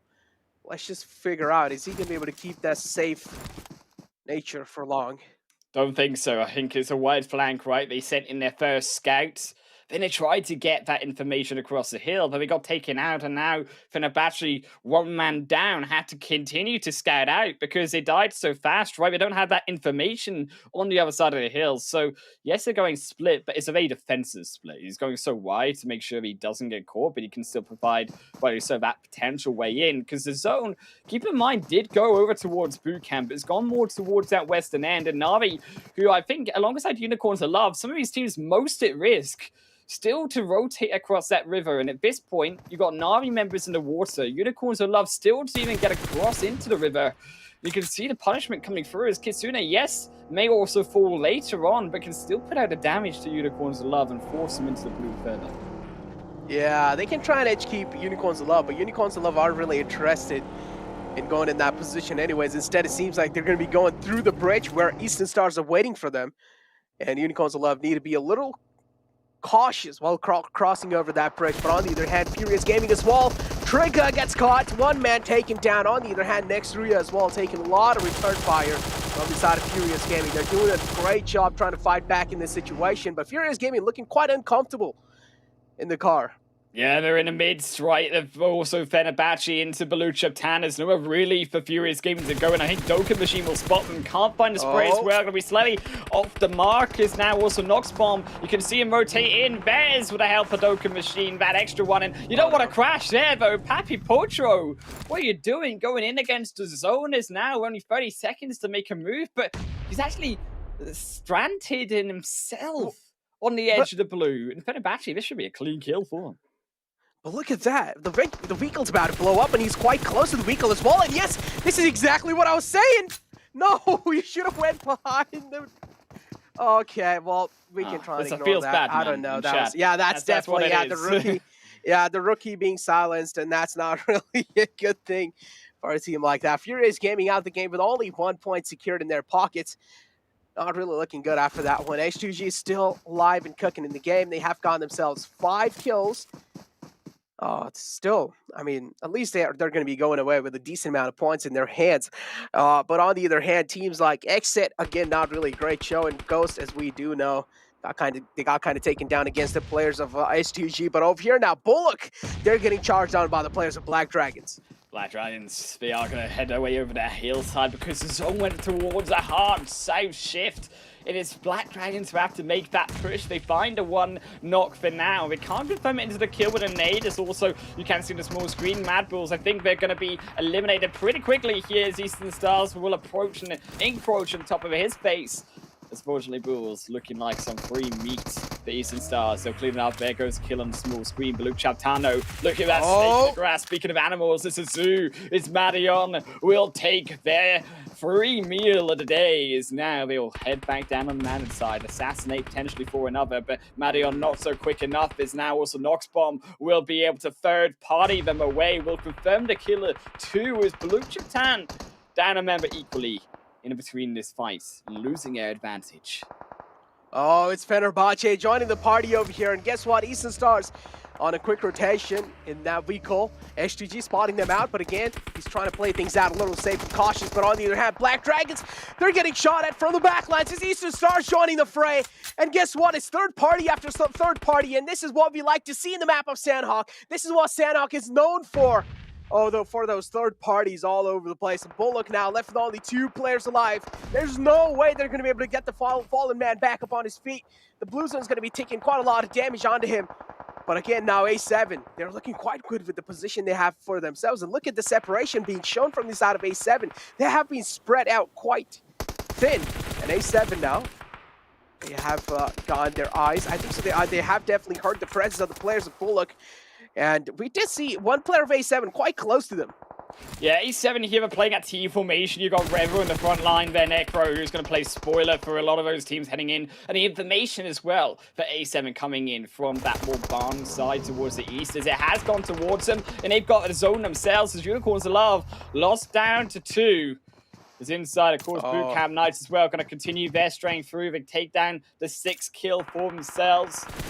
But also equally, need to get inside of that zone as now here comes the problem. Can A7 defend against all of these teams? Unicorns of Love are going to, as we say, also struggle up against Knights. That could be the potential fight we see heading in next.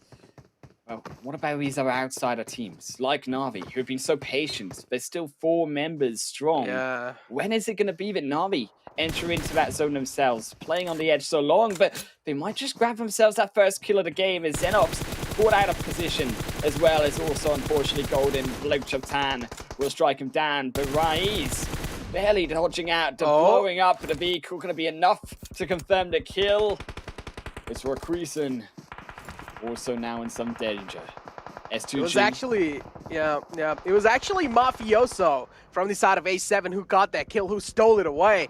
It's just a robbery from his side. But over here, Footballist charging in forward in the compounds of Knights. And Knights, again, one of those teams we do know who won the previous game. They're looking quite good in this one as well. But Na'Vi, as always, those late rotations don't work out for them. And they're crumbling down. They're getting dismantled one by one. They're also taking a lot of damage from the zone. But instead, they're also taking the damage from the players, Footballist and Knights. And Volmatic will go down as well. And just like always, it's Kitsune, the only one last man surviving. Well, he's the only hope for Na'Vi now. And I feel like the only option he has in the position he's got himself is to go in for that heal battle.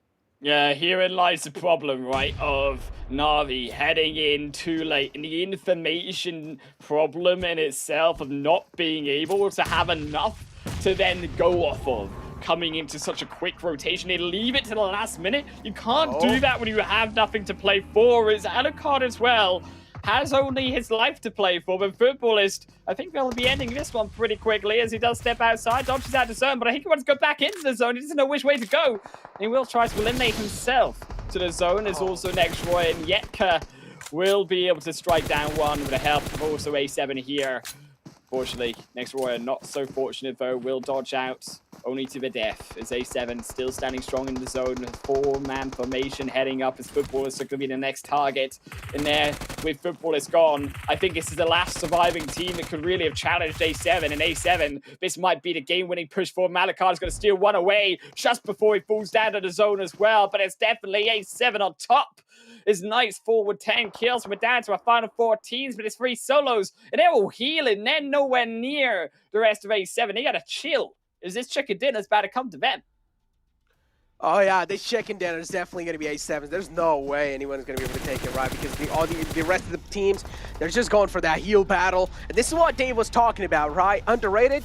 Well, I don't really feel like it's underrated anymore, Dave. I mean, we are seeing like, what, two other teams? Actually, 3 other teams are doing it, and including Fenerbahce as well. And just like that, easily getting themselves that 3rd position. Who's going to be able to get that 3rd position, though? That's the question. Who's going to be getting that 2nd position? And Rebellion out of Mets, well, now we do know Fenerbahce getting taken out in the 3rd position, and it's going to be Unicorns of Love pretty much who are going to be taking an exit on the 2nd position. And just like that, A7 ruling the zone, ruling the map of Sanhok. He's not quite dead yet, though. He's got a few first aid meds. He's walking his way forward. He's not going to last long. He's going to fall eventually. But this is Unicorns of Love strategy, right? You see this played every time, and Unicorns of Love playing so well, keeping themselves to this 2nd position and getting themselves those 12 points. Of course, 15, no. Gonna be going towards A7 as they will finally strike their chicken dinner. Delayed, but it serves still hot. Oh yeah, A7 getting that chicken dinner in the game of Sanhok, looking pretty good after that one. Got a decent amount of kill points as well to start to kick the day off on the league day. And with that one, A7 are going to be left with quite impressive positioning in the overall rankings as well. Na'Vi, they could have played that better. I'm pretty sure Na'Vi could have tried and played that better. They could have tried to rotate a little bit earlier inside the zone. But as always, Na'Vi, they just like to rotate late, and then they will have to pay the price for it, right? They just don't really have the pathway to go in. They don't really have a lot of intel to work with, and they just don't know how to breach inside the zone. Yeah, I mean, when you are coming in onto that zone there, Necro, you've got to be able to come in with some form of information, as we said. And I don't know how many times we said it now, Na'Vi, they don't play towards that. They're playing so defensive, and I think there's a time and a place. I mean, you see all the time, right, on the East, of its defensive playstyle, playing towards the edge of the circle, and it's the right thing to do, but they're not executing it out when it comes to being that aggressive team that we saw them in the European scene and seeing them in their own region dominate. And I think this is a very stark difference, and I think could be the pressure or something internal potentially going on inside of Na'Vi, but whatever it is, it needs to be changed and it needs to be fixed fast, because this cannot continue and Na'Vi cannot continue to be playing so poorly if they even want to potentially, if they get into finals, make even, of course, that top 6. Only 6 teams, of course, teams going through. And we're talking about that predictable teams, right? Na'Vi definitely has to be on the top when you talk about predictable gameplay.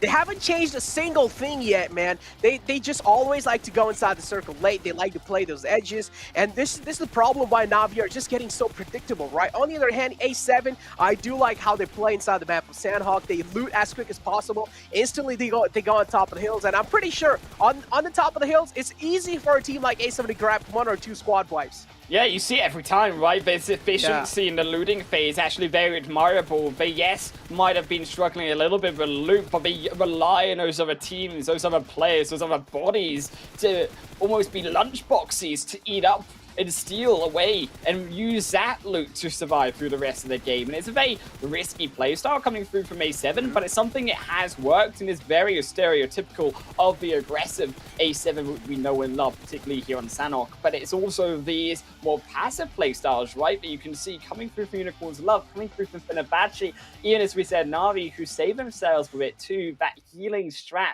so OP when it comes to making sure you're getting those points on side the map as Sanhok. Gonna have to see but what our analysts think of all of that action and A7 taking that win. Who am I? Who am I? I'm healing here. I'm healing here. That's what I'm doing. 3 teams healing that game. My goodness. But A7, coming out on top here once again. I know, Glitter, you got a lot to say about the squad from Brazil. Listen, I said it. You said who was I thinking feeling good about going into this first Sanhok? I said A7. I don't know if they heard me. I don't know if it's because of their new filter on Instagram, but they pulled out the win. Okay, David, this is what I was expecting. I said Brazil in general on Sanhok was going to do strong, and we even saw Black Dragons at the very beginning come in and clear out S2G after S2G cleared out Ghost. So, I mean, starting off pretty strong. Definitely. I mean, with Alpha 7 too, it's the second time in a way they get this circle where they don't have to really rotate out of Sanhok, and I'm so happy to see them take advantage of that. Now, we do have Knights. We saw a big fight between Knights and Exit. Knights was able to come out on top of that. They got 10 ilms. They got more ilms than Alpha 7, which is insane to me saying that now. But hey, I'm all for it. Fenerbahce, though, 14 points for them. Unicorns of Love, 12 points. And then if we go to talking about heals, Navi being able to at least put some points that they needed under their belt. Navi being able to collect those 10 points, which was huge for them. I'm glad to see them bounce back in a way and being able to collect those points that will be needed. S2G, that's another team. They hot drop on Ghost Gaming again. We were wondering if it was going to happen. Guess what? It definitely happened. S2G came out on top of that, which the angles that they were holding, it was absolutely insane. But Glitter, as you mentioned, they did end up getting third party but Black Dragons. Yeah, I mean, they still get a decent amount of elims on the board, but you can see their placement points are obviously less than ideal, considering how early they went up. But those elims at least help them stay on this first page. The teams on our second page here, though, struggling a little bit, and I'm just going to go straight down to the bottom of the list. Okay, Xset tried really early to go up against the Knights. It did not go well for Xset. Ghost, obviously losing out to S2G, and then Queso, 7, all the way down there in 16th place. It hurts. It hurts seeing Team Queso, especially because this would have been perfect. That ending would have been perfect for Team Queso. We'll talk about it in a little bit. There you go. Dave, tell him again. Who is it? Papa Coops! Back-to-back games, MVP. At this point, I think I just need to be on desk, and then Coops gets the MVP. Because Coops, at this point, he's looking at me. He's not looking at you, Glitter. He's not looking at you, Seven. He's looking at me. He's like, yeah, Dave, this one's for you, man. This one's for you. He's doing great, to be fair. I mean, once again, he's just under the 1,000 damage mark this time, whereas last time he was just over the 1,000 damage mark. So averaging that much damage is insane, and he ends up in a head-to-head against Alucard 7. I mean, yes, A7 wins, but it is the Knights, once again, with back-to-back insane performances.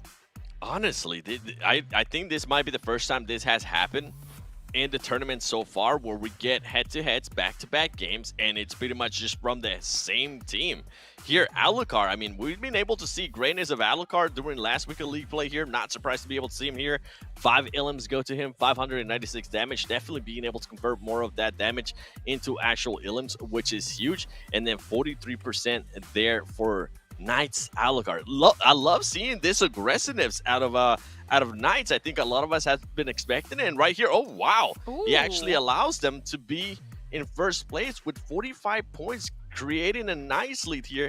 And you know what, I'm actually gonna skip all those teams, and I'm gonna go to Navi. I love seeing them now here with 11 points. That last game definitely helped out a ton.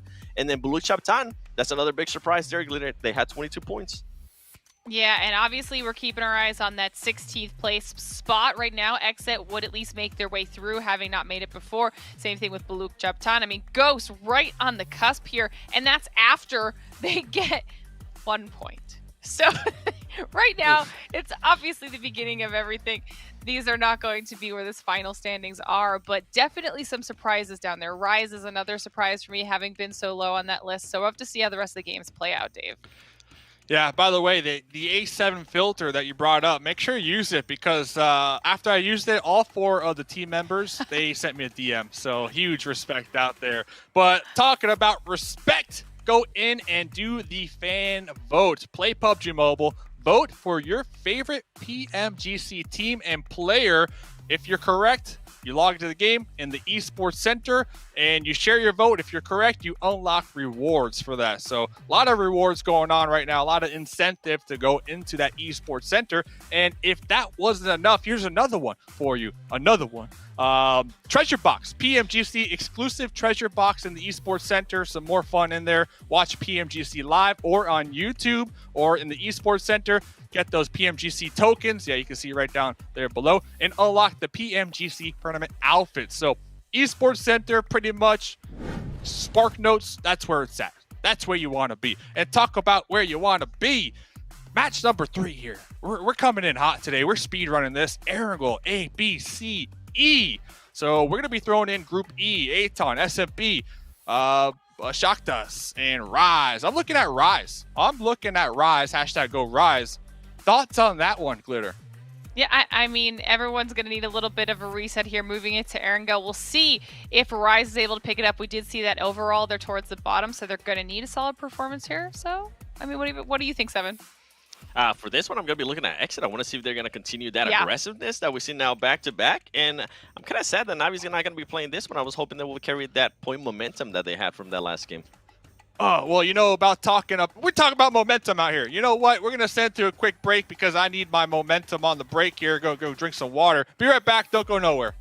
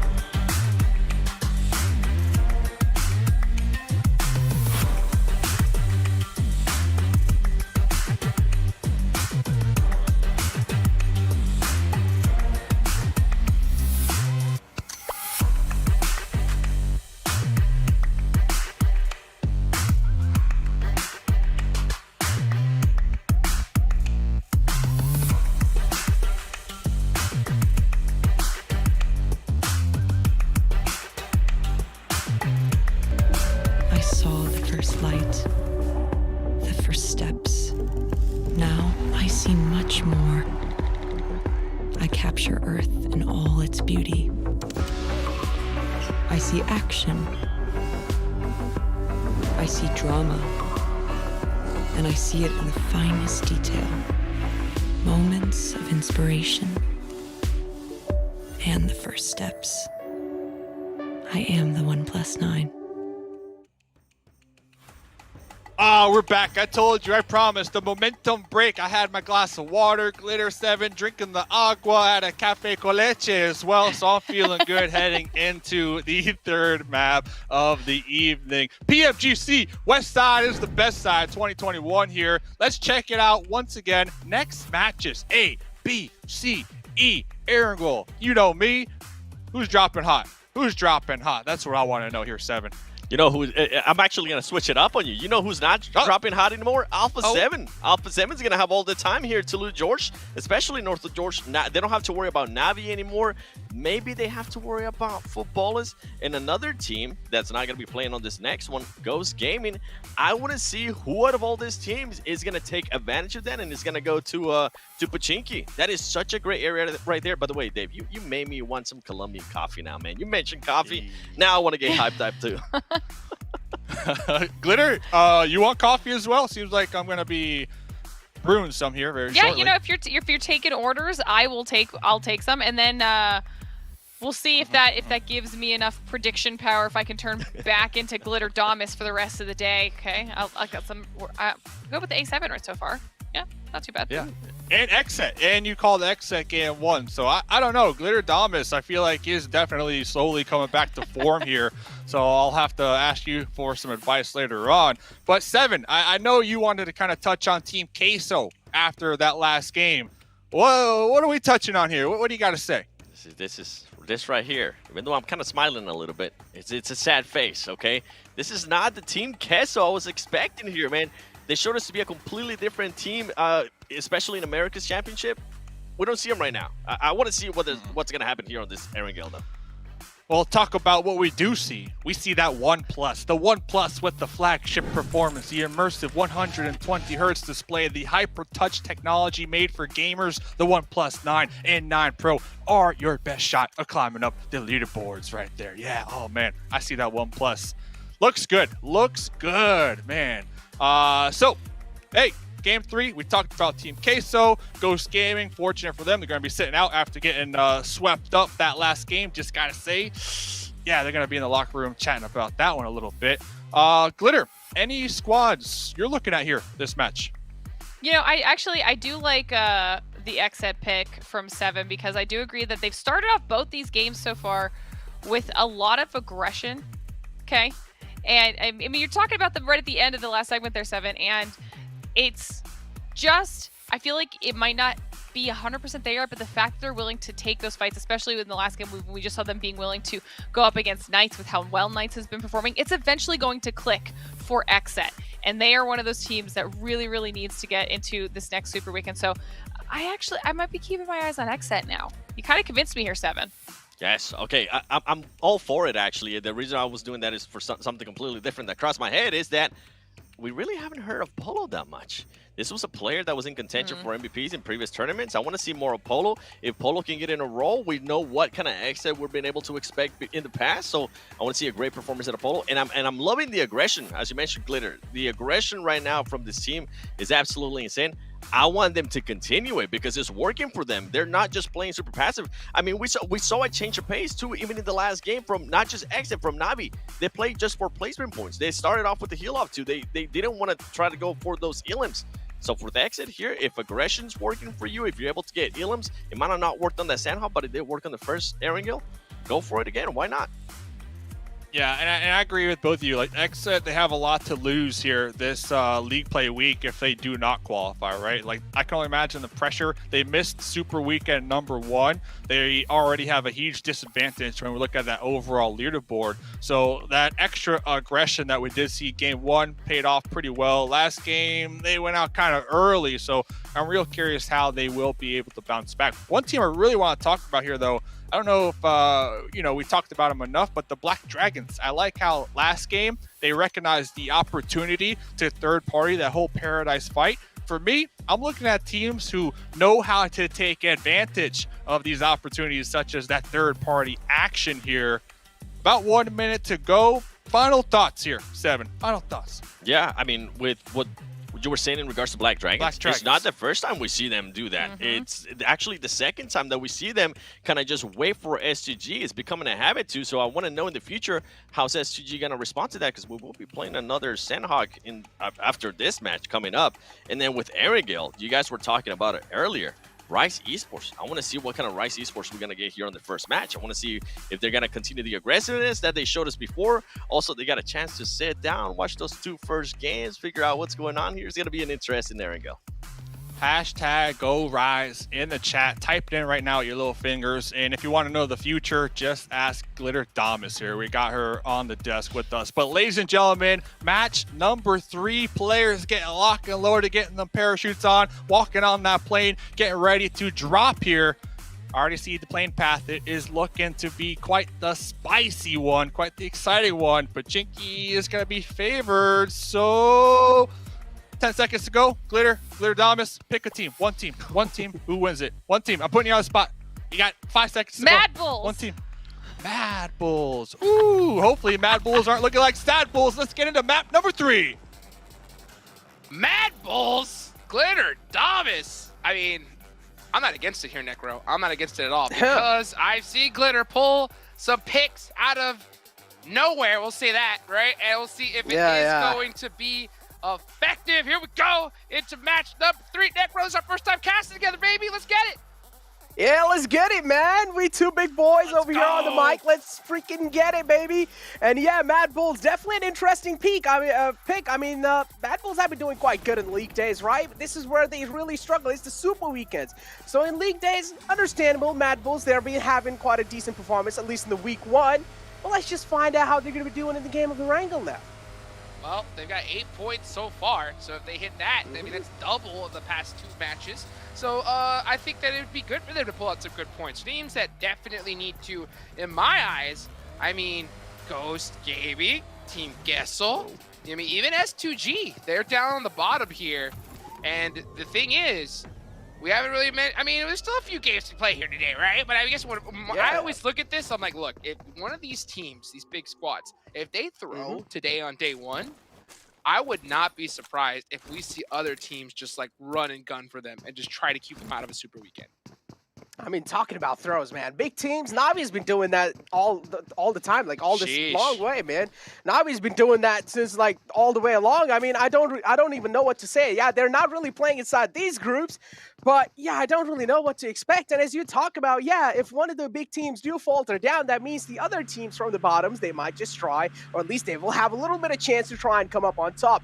But over here, a little bit of highlights from the past game, and this is how things really look like. Oh no! That would hurt. Talk about it, man. Wear your seatbelt, right? That one stung. That one stung right there. The Ronnie, dude, the deadliest vehicle in all of PUBG Mobile, dude. You hate to see it. You hate to see it. So it does go down right there. Interesting little, little replay we got to see as we get into the rest of the match. Oh man, I gotta tell you, man, production's just savage, bro. Dude. Any kind of these moments, production's not gonna let them slip away. They will just rub that salt on the injury, just to make sure the players are understanding. This is what you will get if you make any kind of rookie mistakes. Dude. And the players will have to make sure they're playing the games to the perfections. We're not messing around here, man. Dude, if you do something like that, you ended up on Twitter, bro. 100%. That's the wrong highlight reel. You want to be in the top 10, biggest fraggers, but that kind of stuff, you don't want to get hit with a lull, or perhaps a keck. Exactly, the keck, man. That's what we really need to be scared of, man. The keck. Yep. You hate to see it. Yeah, man, just ejecting out of a moving vehicle, man. It's just unfortunate. It's just sad life for the player of Unicorns to love, Lynn. But yeah, now as we talk about a team like Exit as well, weren't really able to make it in the first weekend up till now in the second time as well. Had quite a decent first game. The second game was quite questionable from their side. Weren't really able to do that good. But yeah, as the analyst desk we're talking about, the aggression, it definitely seems like it has ramped up quite a lot compared to first week. I think it makes sense too because, we're talking about going back to league play, setting the pace, setting the tone. A lot of these teams are still fighting for their drop spots. I mean, we saw at Sanhok the last game, Ghost at S2G. They seem to keep battling it out for Paradise. And man, I mean, of course, S2G getting the better of them. I mean, it's just so crazy to see because, a lot of you from certain areas are used to seeing, a particular team dominate a spot, like completely. But now at this high level, I mean, you have to fight for even those locations that are normally yours in your region. Yeah. And yes, and as you talk about locations, right, there definitely has been a lot of clashes as well in those rotations, especially one of the most well-known clashes if you talk about while rotating, it's A7 and Na'Vi. No matter what kind of path they take, it's just always that these two teams, no matter what, they're always going to be clashing against each other. Luckily for A7, Na'Vi isn't really playing inside this game, so we also do see A7 kind of taking over that Northern Georgia pool side. As in the previous map of Erangel, they went all the way up to Zarki, which is what Highland Wolf mentioned and said that this is kind of like their secondary drop spot. And A7, I feel like Na'Vi should have been the one to actually try and switch things around, but instead it's A7 who did that. That means A7, they don't want no smoke, man. They don't. I mean, honestly, it's the biggest rule of engagement at this high level. You don't want any smoke with anybody at the start. Yeah. I mean, just landing near another team, it detracts from your looting time. It also detracts from you being able to rotate early and get a good position in circle. So, I mean, a lot of these teams, they almost have a handshake agreement. You know, like, hey, we're going to go this way. You guys go that way. And Alpha 7, they're not stupid. There's just too much money on the line. Pride, you have to put it beside you. I mean, you have to pick what's best for your squad to get the most points. It's all about the points. Yeah, definitely, man. It's all about the point and that money. And Alpha 7 does realize there's a lot of it on stake. Oh, yeah. But on the other hand, we have teams like Besiktas who are also on the struggling phase. Then you have teams like Aton who made it to Super Weekend, but in Super Weekend, completely phased out. Weren't really able to perform up to the mark as we expected them to. But Mad Bulls now, I do have the map feed kind of in front of my eyes, and Mad Bulls, they're quite close to a player of Unicorn's Love, and this is where we might see a fight pan out. Up till now, we haven't really seen any fights panning out. It's been 6 minutes, 23, 24, 25 seconds in the game, and still no action being seen yet. Not shocked. Not shocked at all. You know, I mean, it's just when you got so much at stake, you want to avoid those early engagements. You really do. You know, you want to get looted up, you know, start fighting in that mid late game, perhaps catch a player slipping. There goes Coops. Looking at Big Milo for Furious Gaming. Trig is going to be coming on the same way. They might get caught out here. The shots start ringing. That's going to let them know exactly where they're at. And you can just see these tight, ridiculously tight peaks here. And Big Milo is separated on his own. I wonder if the Knights are going to full send on the singular player, but that's also super risky. At this stage, you want to limit. You don't want to take any risks if possible. Oh, look at this though, Bobby Potro creating an off angle from the back. They're sending it. He's trying to strike in, but look at this. Knights, as you mentioned, yeah, they're going full send mode over here, and Big Milo might just be caught, but instead they're taking return fire, and guess what? Milo falls down in that fight. Alucard just bobbing and weaving his way back through. Jiggle peeking that wall. He's able to find the man, but guess what? Coops, on the other hand, has been taken down. That's a big man, and you want to make sure a man like Coops doesn't really go out this early in the game. You want to make sure Coops is in the game, but on the other hand, Poppy Potro, with this kind of a flank angle being created, he also has a lot of advantage and also has a lot of intel to work with. Yeah, unfortunately, Coops gets knocked outside of that broken wall, so he's out wide in the open. Yeah. The Knights instantly, like you mentioned, I mean, that's their MVP, throwing a ton of smokes, and they're going to try to get this res off. It looks like they are going to be able to get it off because Furious Gaming, they don't have any other off angles to really help. Bobby Potro just hits the eject button, and they're just going to have to take the loss of it. I'm glad the Knights did that push because I think that is a push that they would do all day long. Anytime you see a solo player just stuck out in the open, full send them, easy point. But unfortunately, I mean, well, with so much at stake, you know, you see some teams want to get a little bit, I think we saw a little bit of that hesitation from the Knights, you know, saying, oh, you know, we don't want to go out, make a mistake, and they're like, wait, what are we doing? Send it, get the point, and that's what they did. Yeah. I mean, Knights can always try and send it, right? They've already gotten a chicken dinner on their name. They're pretty much, I think so, like, topping the charts, if I'm not wrong. And Knights, they can always try and go for plays like those, but on the other hand, teams that are all the way in the bottoms, teams like, well, we have Supermassive Plays that just came in through. They had first 2 games to try and kind of like get their homework down, to try and kind of like fill up their notes with how teams are playing inside the week 2.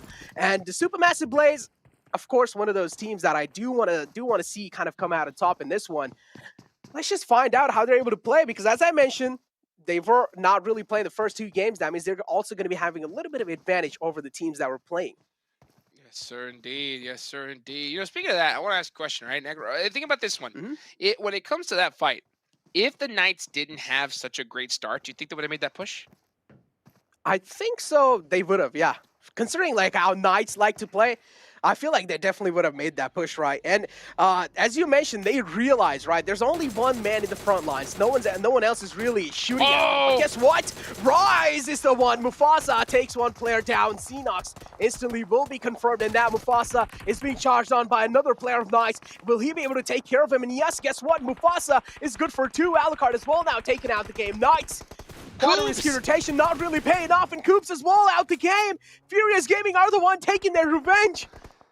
Papi Potro finally got a little taste of the blood that he wanted. So the Knights on just a tough rotation, you know, thinking that this side was wide open, just get caught out by Mufasa with that DP with the quick shots. And now it's just only one player left up for the Knights.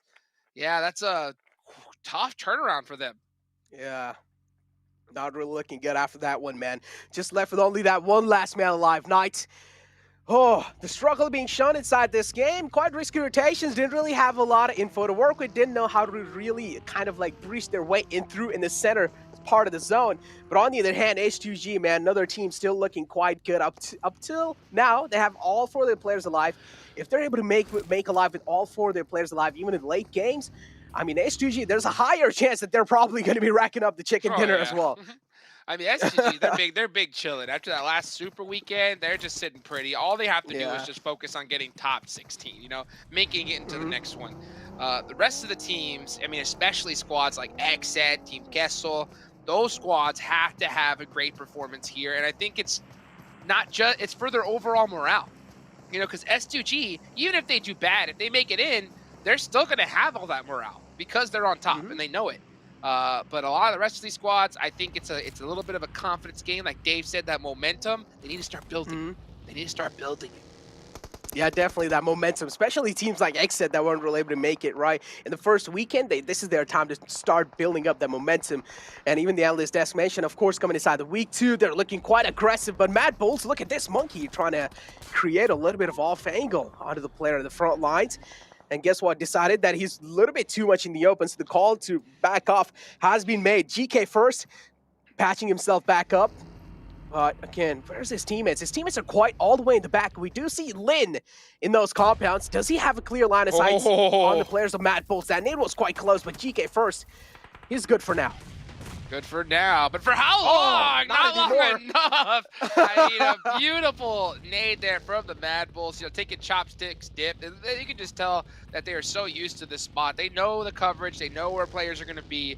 And a beautiful nade laced right behind that hay bale stack to get that knock. And you can just see Effect using that buggy just to get a little bit of sight lines. You know, that's really smart, because if you do that on foot and you get knocked right here, you're done for. But when that buggy gives you a little bit of protection, able to get a little bit of information, beautiful, beautiful done. Little plays like that I love to see.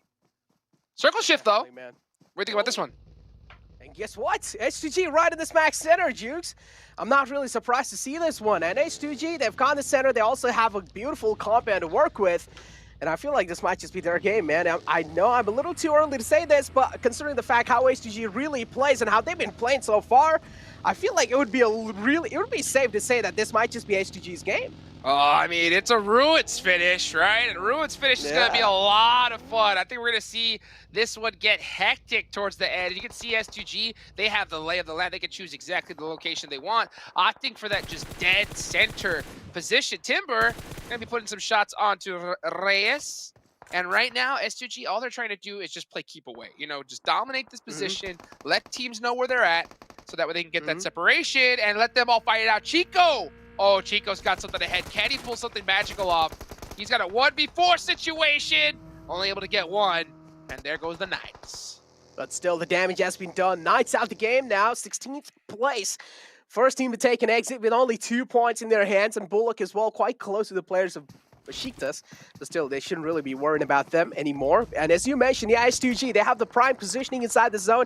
All they need to do is just tell the teams that, okay, we're here. Do not try to come over here. If you do, we're going to be taking care of you. And guess what? Timber in the front lines, getting a knock onto the players of Besiktas. Enjoy 7 goes down. And Besiktas now, I'm pretty sure the panic mode's going to be starting to set in. Oh, it sure is. They're going to have to be able to make something happen to get out of this position as we move on over. We're going to see some teams start to be able to take those edges, just trying to find a way into the circle. Ruins is so tough to navigate through, especially with vehicles. Those car walls aren't going to be as effective just due to the lay of the land, that terrain. So, I mean, we're still pretty early, still circle number 3. So you have a little bit of time to get that information, but it's interesting split here from S2G to play this so wide. I mean, if his team just like sends it on to Silas, he's going to be in big trouble. Yeah, definitely they're going to be in a little bit of trouble for sure. But yeah, I also want to take a look at all the way in the southern side of the zone, right? We have teams like Mad Bull, Supermassive Blaze, and Exit racking up right next to each other. Look at this. They have lined up right next to each other. And then you have Black Dragons on top of the Pachinki Hill. And they're pretty much, they have a lot of intel to work around with. They do know Exit is right on the left side. They can try and at least pepper down a few bullets, make sure Exit isn't really overextending themselves, making sure they're being pinned down in the position that found themselves in. But now the problem is teams like Exit, they're all the way in the south. If the circle moves up north, this is where the problem will start knocking their door. Watch this. If that circle goes north, right now in the south, this is basically like a starting line of a foot race. If it goes north, it's going to be like a gunshot. These teams are going to all start sending it immediately. It does go south. All right. So, you know, Exit, all these squads, Mad Bulls, big chillin'. So they don't got to worry about anything. But teams like Alpha 7, way up in the north, are going to be hugging. They love to hug that circle. They're going to try to go. And here's the crazy part. We're going to see Footballers and Alpha 7. I guarantee you, they're going to go all the way to the hard shift side. Little do they know, it's jam-packed. Oh yeah, it is. It is definitely jam-packed. But the good side for football is that they have players like Solke and Lutz kind of like on the edge of the zone, right? And well, here we go. Yep, Unicorns of Love now. Pretty much quite close to the players of Mad Bulls. We did expect this fight coming in through as well. Rolkis has a nade cooking up in the hand. On the other hand, Yin Yang as well doing the same thing. Nades being exchanged from both these sides, but still nothing really critical damage being taken out from that. Unicorns of Love, they have a little bit of disadvantage inside this one. They're only a 3-man squad. Mad Bulls made a little bit of a mistake here. I think they should have instantly recognized that circle shift, that people were going to be coming and hugging that circle. It's a very common play. They just happened to be focusing in the other direction, and they got pulled up on very easily by the Unicorns of Love. So now they're stuck in a position to have to defend themselves, and you can see Effect trying to be able to do that with a little bit of utility, throwing them nades out, trying to apply that pressure as they're waiting for the blue zone to come. But this is the thin side, so this blue zone's going to close very, very slowly here. Yeah, the blue zone's definitely going to be closing very slowly. That means teams like Mad Bulls, they will have a little bit more time to work around with over here inside this fight because they are not the one who have the compound for now. And guess what? Rolkis, a quick knock on their glory is going to be setting them up for a good positioning inside the zone as well. And now Rolkis having that little bit of high ground to work with. Yinyan's position is still not known. That means he can try and take out Rolkis if he tries to overextend himself. And Rolkis up till now is being quite uncautious of that fact. And Rolkis now exposing himself, taking a couple of shots. Effect is the one catches a couple bullets on himself. And Mad Bulls, they're on the retreat. Oh, but I mean, where are they retreating into? They're retreating into the Unicorns of Love because that was a beautiful, beautiful rotation. Rolkis staying behind, applying pressure with those shots, allowed his 2 teammates to rotate completely around and get the dominant position. So even if Rolkis goes down, they're going to have at least 2 players within this circle. Beautifully rotated from Unicorns of Love and executed. Tough to do. Exactly. I mean, you can run, but you can't hide, right? And Unicorns of Love setting up a perfect example of that. On the other hand, next Ruya as well. 2 men fell down. Rise, we do know this is one of the teams that is known for their aggressive nature. They've already taken down 2 players next Ruya. Next Ruya as well, it seems like they're not interested in trying to save the fallen 2 men. Instead, they're going to be making their mark inside the zone, and that's what they really prioritize over here. But they run straight into the players of Besiktas as well. This is where they really need to start worrying about a lot of things. And Lutz being caught out in the open, taking a lot of damage onto himself. And it's going to be A7 Revo taking care of man like Lutz. But still, Lutz able to get back into safety. This is such a tough position to cover. Oh, and here they go, Eastern Stars with the third party holding the edge of this circle, just making things even more difficult. Octavian, he's going to do the quick turnaround. Say, okay, yeah, this side is completely taken. And this is all open field here. They're going to have to make plays. Revo going to take it down. Dexa trying to be able to hold it down from this position. And Footballers are just running in with the blue zone. Everybody just trying to make it in here. Oh, Footballers, but to keep this in mind, they have all for their players alive, but scratch that. Solka was knocked out, but again, he's back up on his feet now, looking quite good. Doesn't really have the HP favoring him, though. That's the problem. But on the kill feed as well, we still do see the fight between Unicorns of Love and Mad Bulls going on. But for now, Footballist and A7, this has come down to a complete stalemate. And yes, Unicorns alive, and Mad Bull's fight continues. Mad Bull's one man falls down. This leaves them with only 2 players alive. Footballist able to get the full reset. Love to see Lutz up there just throwing that utility to buy him some time. But I'll tell you what, this Mad Bulls team have no time. Unicorn and Love are sending it full in. Oh, the nade! That nade beautifully done, and it looks like Mad Bulls get the better of them. Oh, Mad Bulls wiping Unicorns alive out the game. They have only got 1 elimination on their name. That's not really a good thing to go off with. And A7, Cario being taken out with that beautiful place nade. And now this leaves Senatexa, the only man alive, has a lot of burden on his shoulder for sure, Jukes. Senatexa just going to be able to survive it out for a little bit longer, trying to get some extra points underneath his belt. Rest of the squads have been sitting relatively simply. We haven't seen S2G in a while. They were centered up. Now they are at the edge of this circle. And this one's toxic here. It is in the middle of the open. No cover anywhere. Oh yeah, no cover definitely for sure. Circle moving out in the open. You don't really have a lot of cover to work with. And Besiktas, the zone gets the better out of him, not really able to withstand the damage that the wall of death put onto him. But now Footballist still looking really strong in this one, Jukes. They have all 4 of their players alive, and they're looking to take another team down. It's going to be Eastern Stars in the front lines. Bozzy separated out from Octavia and Eastern Stars with only 2 players in the game. The chances of them making it alive from this situation are looking quite thin. Lutz with the laydown shots on a Furious Game and get it done. You can see Opposite as well, trying to be able to get some shots into the smoke. Sublind peaks, doesn't get it for now, but now it's just full snake play, and that's just the lay of the game here. There is just no cover anywhere, just nothing but tall grass. But Lutz, he's got a bush. He's got a bush. He's one with the nature, man. He's one with the nature. Nate from H2G still. Oh, look at that one. We kind of got our eyes. A little bit of wibbly wobbly Nate there was able to just, wibble wobble his way to the mark. But Rice, they're on the move.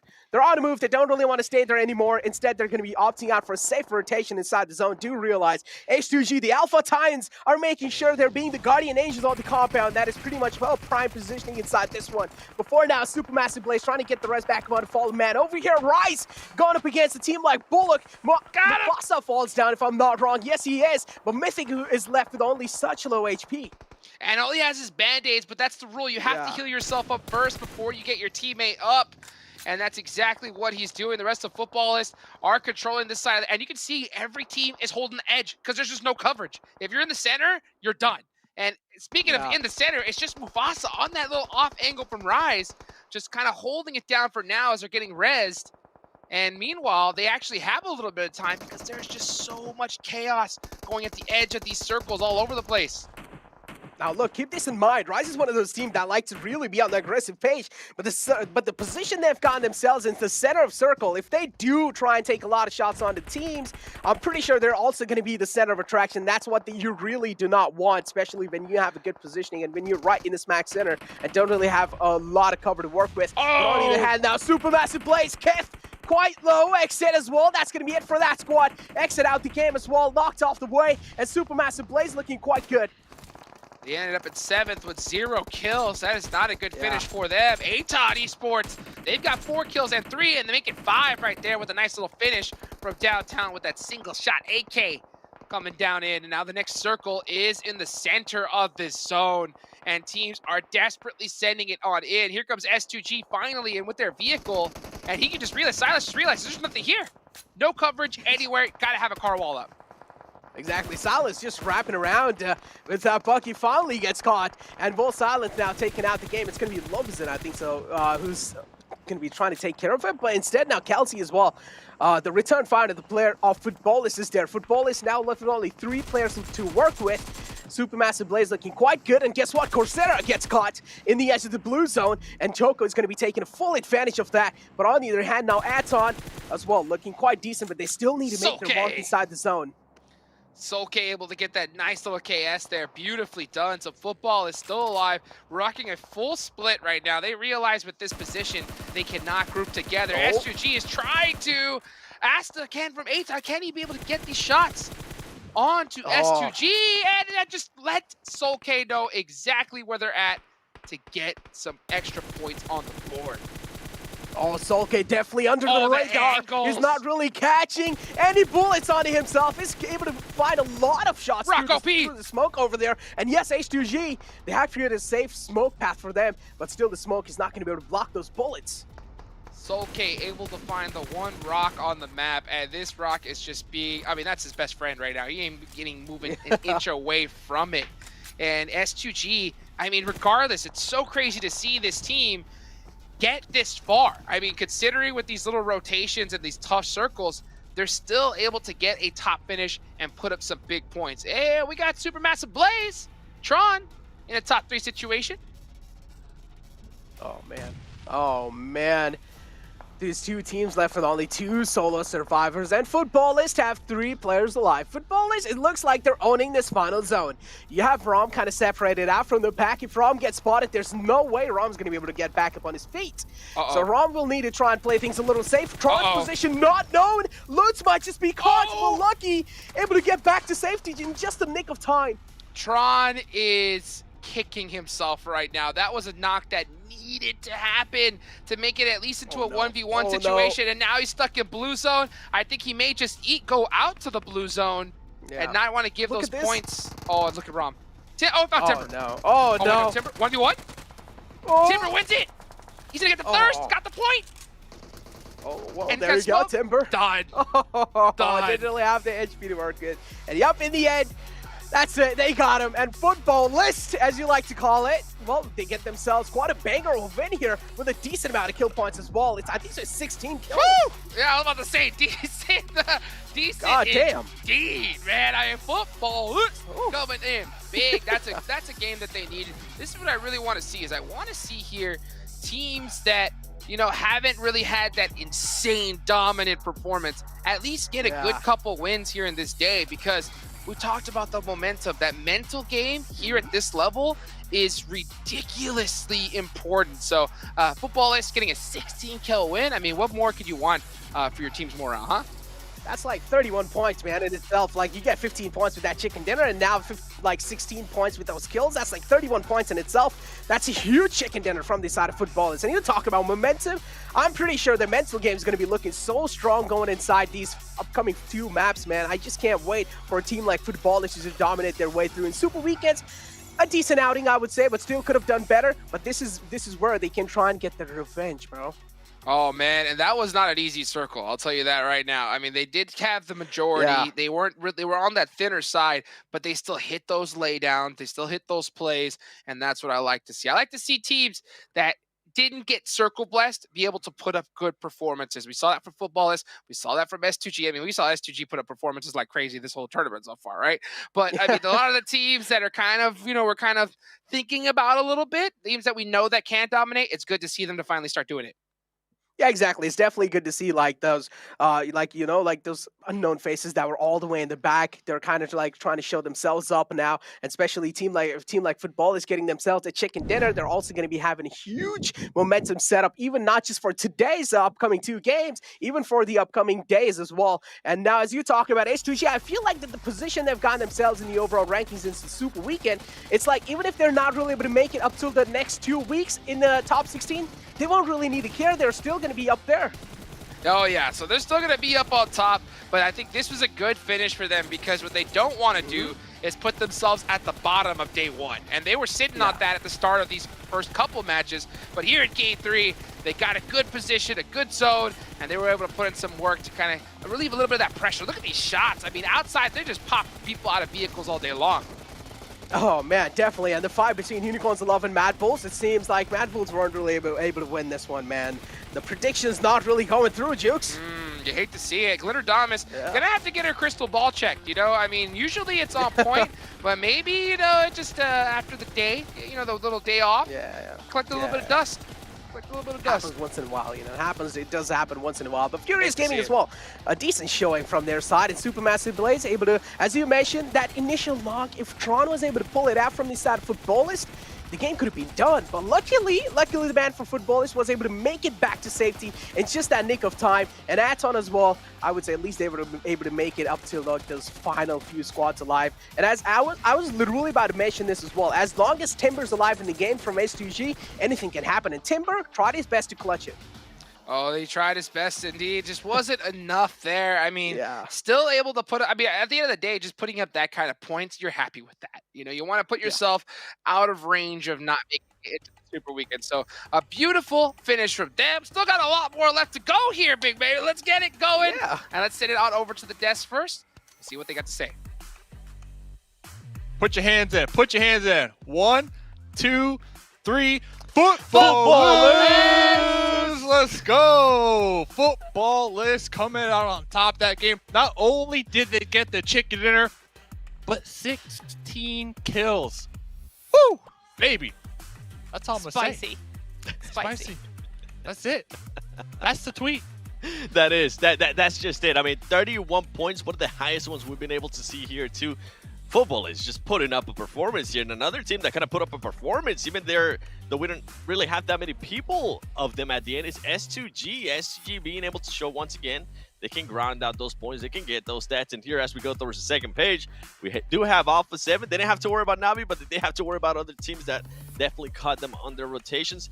And a team that I was personally looking forward to exit, see how if they were going to continue their aggressiveness.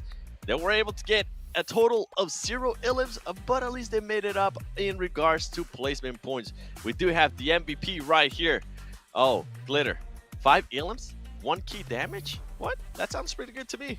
Yeah, I mean, this is actually pretty similar to the numbers that we have been seeing Coops putting up here in the previous 2 rounds of getting MVP himself. So Rom here, very, very nice performance for Footballs. And they were one of those teams that needed to kind of pick it up a little bit here. So the fact that they just had such an insanely dominating performance, even better than the likes of a performance out of S2G, is huge for Footballists. And you can see 30% of the team contribution there for as well. And now we're looking at the most damage, but oh wait, hold on. Well, can we get a little of a ton up here too, 7?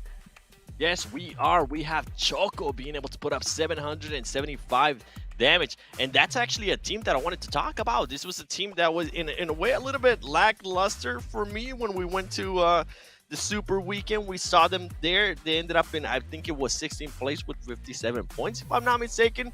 Aton Esports being able to put up a good performance here. I do want to, at some point, even though it's weekly league play, right? I do want them to just continue to be consistent and rising, because we know what they're capable of. We've seen them before in America's Championship. And now let's go to the leaderboard right here. Oh, a big change, Glitter. Football is in first place with 58 points, and then we have Knights with 47 points. I'm liking this aggressiveness out of all these teams. Not too shabby. You see S2G making a nice jump up the leaderboards as well, up into 3rd place for themselves, and they're there right now without a chicken dinner, so definitely starting to perform back to what we were hoping they'd be at. Baluk Cheptan still holding on in that top 5 spot, but then on the second page here, we're going to see a few shifts as well. They might not have one, but Mad Bull's jumping up. Rise, very strong performance. We didn't even get a chance to touch on Rise here. 7 Rise at 6 elims in their first game and 6 placement points, already making a massive leap from the bottom of the leaderboard where they were, but same as Aton. And that's what I wanted to see out of that team. I wanted to see what kind of aggressiveness they would come out here, and they did exactly pretty much what they did on the first week of league play. They came out aggressive. They got a bunch of elims that were able to kind of push themselves very high on the leaderboard even after the first game. Another team too, Besiktas Esports. They ended up in they moved up 3 spots, even though they only played 1 match, but they passed some of the teams that had already played 2 matches, like Team Kes and I think Ghost Gaming. Yeah, they need to make sure to really pull it through here and qualify, right, moving forward to this first Super Weekend. But you know what else people need to make sure to do? They need to make sure to play PUBG Mobile, vote for your favorite team for PMGC players, and if you get those votes right, well, you get to unlock those rewards. So go into the Esports Center in the game, watch it live, share your votes, and win these prizes, baby. And talk about more things in the Esports Center. You got the treasure boxes, the PMGC exclusive treasure box in the Esports Center. Watch PMGC live in YouTube or the in-game Esports Center once again. Get those PMGC tokens, redeem those tokens for permanent skins. Just like that. Pretty much what I'm saying here, Glitter and 7, is that the Esports Center has it all. So go in the game, check it out, and you won't regret it. And you know what else you won't regret? Sticking around, watching game number 4, Sanhok, baby, coming up with groups A, B, C, and E. So that means we're going to have Ghost Gaming, Team Queso, Fenerbahce, and Navi sitting out here this match. Oh, we are. So That means now... I'm looking at ahead, Brazil Glitter. again. I'm looking at Brazil again here. Okay, but this time I might be looking at Rise 7. Oh, see, this time I actually want to see what Black Dragons is gonna be doing here. Okay. Because now they're not gonna be able to third party an SGG that kind of needs to be able to get health and all that stuff. So it's gonna be an interesting one. You know what else is going to be interesting? This break. Send it to the break, baby.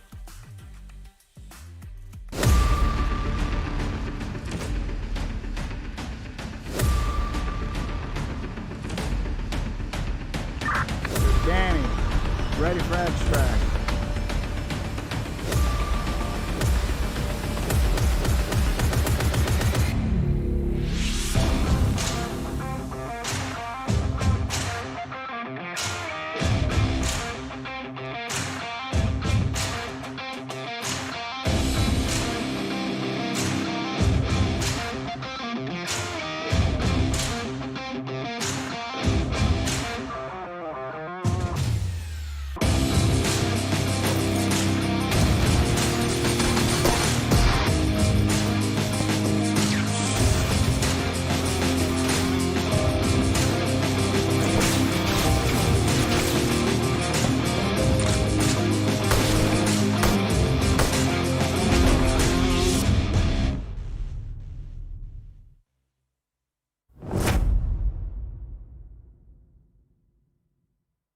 See them pumping the brakes just a little bit. They don't have the numbers to their advantage, but Frozen cooking a grenade.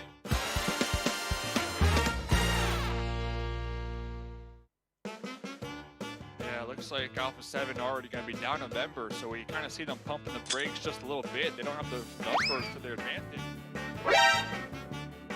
It was at this moment that Nathan knew he f***ed up. Frozen cooking a grenade, tossing a grenade. It looks like it bounced off that little... Did the clotheslines. He does have his teammates though in the back lines. But what I'm wondering is they have clear line of sight on Poland's position. Oh, God, please, no! No! No! Oh, dude, what the hell?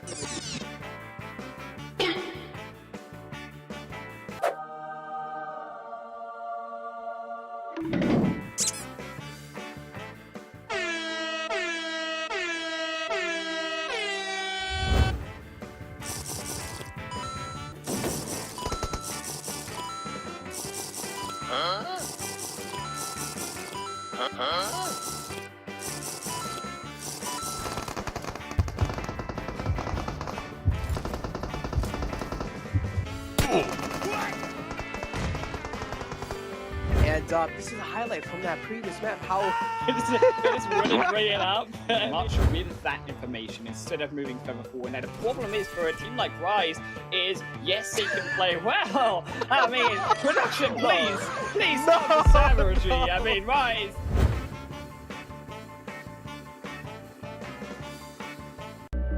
I saw the first light, the first steps. Now I see much more. I capture Earth in all its beauty. I see action. I see drama. And I see it in the finest detail. Moments of inspiration. And the first steps.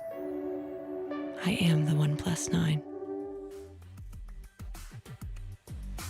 Shout out to the Rubber Chickens little video right there. Definitely catching a lot of highlight plays that some of these players might not want to be showcased, but at the end of the day, you gotta laugh at it. Like Mafioso self-made right there. Oof, mistakes were made. And talking about mistakes not being made, hopefully none this game. We talked about it. Ghost, Team Queso, Fibonacci, and Navi will be sitting out here. So let me head over to Glitter. How is this going to affect this Sanhok map in your opinion? I mean, we definitely heard Seven kind of alluding to it there for a second. Because Ghost is sitting out, we won't be having that Ghost S2G hot drop situation, which means no available third party for Black Dragons. Then the question becomes, does Black Dragon try to just straight up have that push onto a healthy and looted up S2G, or do they back off of it, Seven? Oh, I like it. I like it that you put me on the spot there. I'm hoping that they kind of just go for it. They kind of just hot drop them, and they see what's gonna happen there. Now that they don't have to worry about Ghost Gaming, usually they wouldn't do that because that'll be 3 teams hot dropping each other. That's a little bit crazier to me, and I love Mayhem, but I just want to see a hot drop from Black Dragons there, and I also want to see how Black Dragons plays, because if the circle does go north, it's gonna affect how Alpha 7 plays. So it's like a ripple effect here of that's gonna be happening during this match, and I'm really looking forward to it. Talk about ripple effects. Man, I can't believe it's already game 4. Today is just flying by. And just a reminder, if you are just tuning in, like the main objective here, league play, top 16. That's all you need. You could be first or you could be 16th. It doesn't matter. You just need to be within that range, and then you will be making it to the Super Weekend. I still got my eyes on Exit. I feel like they got a lot riding on today and tomorrow because they did miss that first Super Weekend alongside Team Queso, who have been kind of dropping the ball, but they're not playing in this next game. Ooh, Exit. I think it's going to come down to how aggressive they come out. Once again, if they're going to try to push people that early on in the map, and how they're going to be able to readjust to what happened in the first Sanhok, right? How they're going to be able to readjust if it is Knights or whichever team it is. How are you going to make that push? Because we saw, I think on the first push, if I'm not mistaken, J7 got caught super early and it stopped. Whatever they had in mind, it was straight to plan B. Yeah, and I know I sound like a broken record at this point, but I'm a true believer in momentum. Football is a huge game last game. I'm really curious to see how they translate into this game, but let's get into it. Sanhok, baby! Sanhok, baby, Mustache Dave, thank you very much from the Analyst desk. We're hitting up on one more time the Rumble in the Jungle here. Hot Jukes. You're with me, baby. It's gonna be a big one. I'm feeling it. I'm feeling pumped for this game. Oh, yes, sir. Finally, your boy gets a cast from Sanhok. I'm ready. I'm pumped.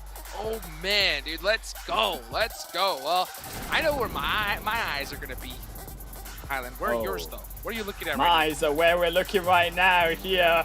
Oh, my days, yes, though. Sir. Look at that zone. I was looking at S2G and I got bamboozled for that one. Look at that. That's a whopper of the first phase here. Oh, Jukes. Well, I started off lightly in this second week, and neither is Rise. Already down a member. QBU coming up big at the start. I mean, we're starting to see First Bloods action off the rip here. That's a tough start for them, but this is a horrible start for everybody. I mean, this first circle, this is like one of the most toxic zone in all of Sanhok. Literally anybody who lands on that island there in the northwest are set. They're set pretty. So right now when I'm looking at it, I want to see Baluk Japton get crazy points here because they have to. Like, this is their game. This is their circle. Gotta show up. Can't get beat down. This is like if you could get the Glitter Domus effect already in phase 1. Baluk Japton have got it.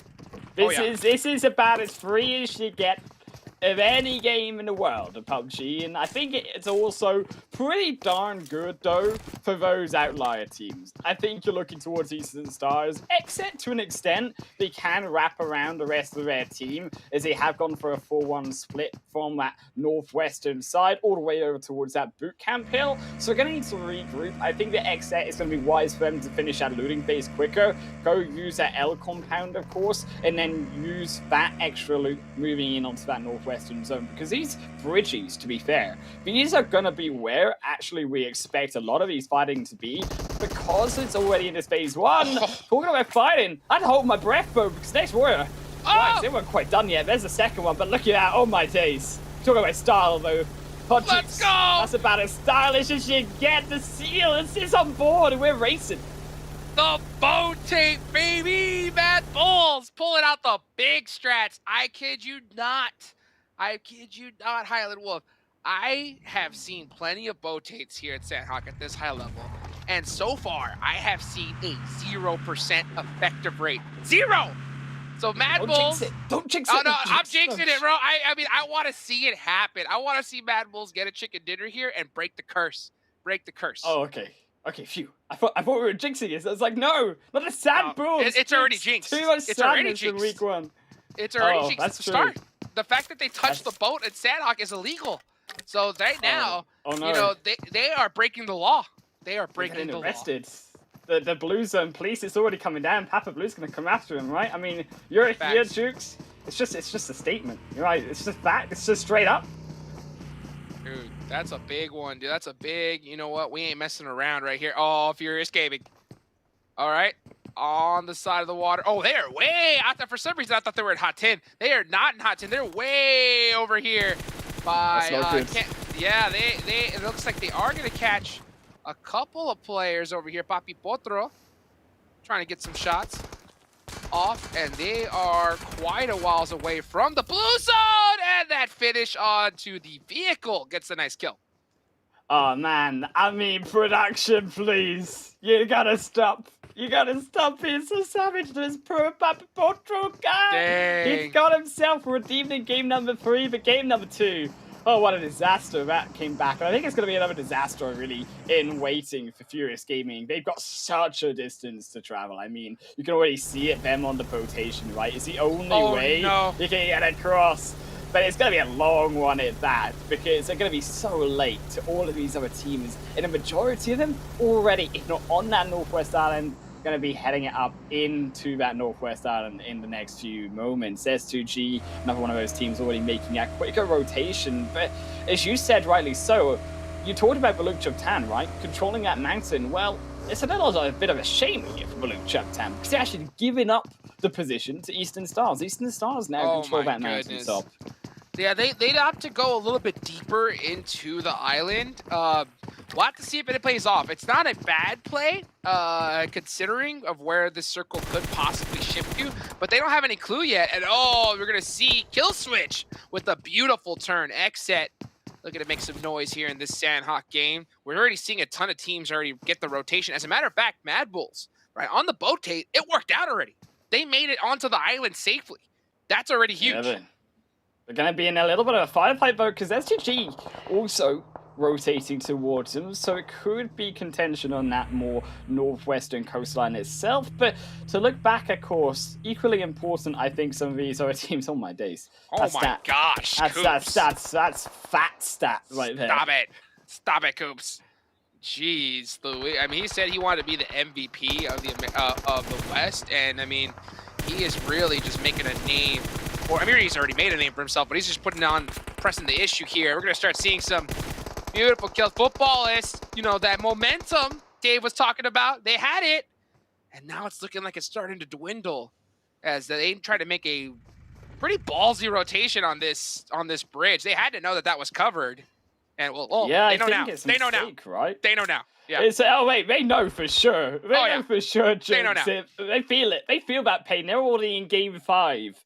Pain out of that mistake. But I think the Supermassive Blaze, excellent work again, camping those bridges. We said they were going to be important, and I think those earlier rotations, right, from these teams, highly rewardable because of the fact that you are going to be so vulnerable if you're a late rotation, and the fact that you can take so much priority over these zones in these bridges as well. I think Supermassive Blaze, they are getting shot up, though, by Exit. I said they could try to potentially punish Exit, actually, there by stepping over, trying to camp them from moving from their current location, but Killswitch has other ideas, as he almost takes down Coursera, who will get back on the hillside and will be healing up, but still, Exit, not going to be topped right yet, is still behind them, though. Supermassive Blaze. Footballists are rotating slowly further forward into this zone as we've approached what is probably our one quiet time we're going to get here. Jukes, there's like this one moment in games like these where it slows down and we get a brief moment of respite. Yes, Baluk Chaptan, they're losing a member or two, but I will be held to that point because it's about to get a lot crazier and it's only going to go upwards from here. Oh, absolutely. So right now, everybody is just holding their position, waiting for the next circle, right? And when it comes to this, they have to make decisions and make plays. Look at those shots. Wow. Beautifully done. I mean, these guys don't miss. If you just make the slightest little miss rotation, you're done. Furious Game, they're out the boat. Oh, babe, look at this. Papi Potro. Like the lead whale of the group. Not the group. I believe it's pod. Yeah, that's what it is. Yes, on the pod. Exactly right. He's heading up the pod right now with that level 3 helmet. Yeah, because that level 3 helmet, that's not going to get that salt water out of his eyes. So he's got the vision. He's got the vision for his squad. But does he have the right plan? That's my question. Yeah. Is it the pod diff? Is that what we're talking about here, Jukes? Is it the pod diff? They're going to come into Hartin. They're going to have the gills ready to come back onto land, or they're just going to get choked out. I mean, maybe they belong in the water after all. I mean, Hartin, it's not in the water here, Dave. I mean, Jukes, to be fair. Oh man, I mean, it's wide open. It's so crazy. It's so crazy to see Hot's still completely free right now. And, you know, Furious Gaming can really kick it up, get their Michael Phelps on. You know, they may be able to make it there safely, but I mean... They get that gold medal. Yeah, they need that gold right now, because I'll tell you what, Rise, they're on land. And they are going to have the leg up here to be able to cross that bridge, because unless...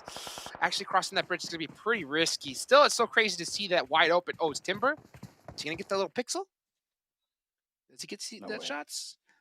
He's not going to get it. He's not going to get it. Don't do it. No, not yet. Don't do this to me. Jukes, they're not going to have it. Mad Bulls, though, on the front, more so. And actually, I think, to be fair, you can also praise then actually the move from Baluch Tan, right? Because they moved actually towards that center of phase 2. They just knew. They just knew, Jukes. That's what it was. They just absolutely knew that was where the zone was going to be. They just had the foresight. They have the crystal ball that we were lurking for. Finally. I mean, this is the one that they needed. I mean, they needed to borrow it for sure. So they are chilling right now for the time being. We're still in that early circle. I mean, it's so crazy because Sanhok is just so chaotic right off the start that still it's only circle 2. Like, it's still very early in this game. And we saw a lot of action to start off. And look at this right here. Well, the Black Dragons get a nice little point under their belt. I feel like if I want something, it's going to happen. I was like, we've not seen this many kills, right, Jukes? We've only seen 6 people die and then Black Dragons to show up with our 7th kill of the game, but still, it's still single digits. And actually, I think it has to be fair, considering the phase 1 to phase 2 that we saw, you would have expected more people to die, even if these teams are going to play passive and smart in their positioning, just by the nature of this zone. And next we're finally approaching over Alpha 7. Revo is slowly there, considering there's Frozen will jump down. Revo will find him, and that will also be the rest of Yepka taken down by Revo.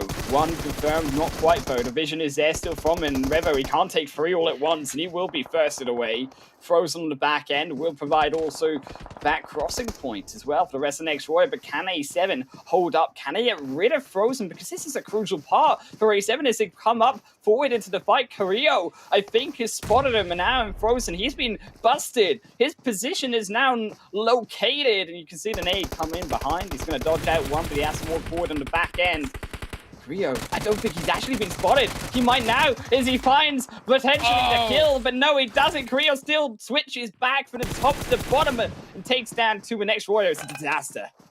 Frozen with the crazy risky play, but I mean, he was so far out of position, I think he just realized that he had to set it. If he wins that 1v1, then that puts them in a really, really good spot. But Carrillo, I mean, just too good. Shuts him down, gets the revenge, so they're going to be even things up, you know, with 3 players on 3. Swimmers! We're going back to the pod. The pod diff here, Jukes. That's what I'm telling you. Oh, Rise. Better police. They're going to arrest him. We're talking about getting arrested from the botation. I don't think it was quite like this. Rise. Oh no, you can't do this to Papi Potro. They stopped. They're waiting for him to come up for breath. They're not fishies. They need air. They've got to come up eventually, and Rise are going to shoot him down. And here comes the evil Gary, dude. Gary, the legend, on the back of the jet ski. Papi Potro, he can't breathe. Oh, the Jukes? Little, that's 1,000 look at a peekaboo here. Right there. Legend. Oh, but Rise is just looking for kills. And Papi Potro's, oh, he can't drown for even 1 more second. Or touch the blue zone. If one of those things happens, he's dead. So he's already in big trouble. Coming in a minute. It's coming. It's coming behind him. Triggers got him! Gary! Oh, no, he's been popped. Gary, he's a brutal menace here inside the water. He is the Undertaker right now.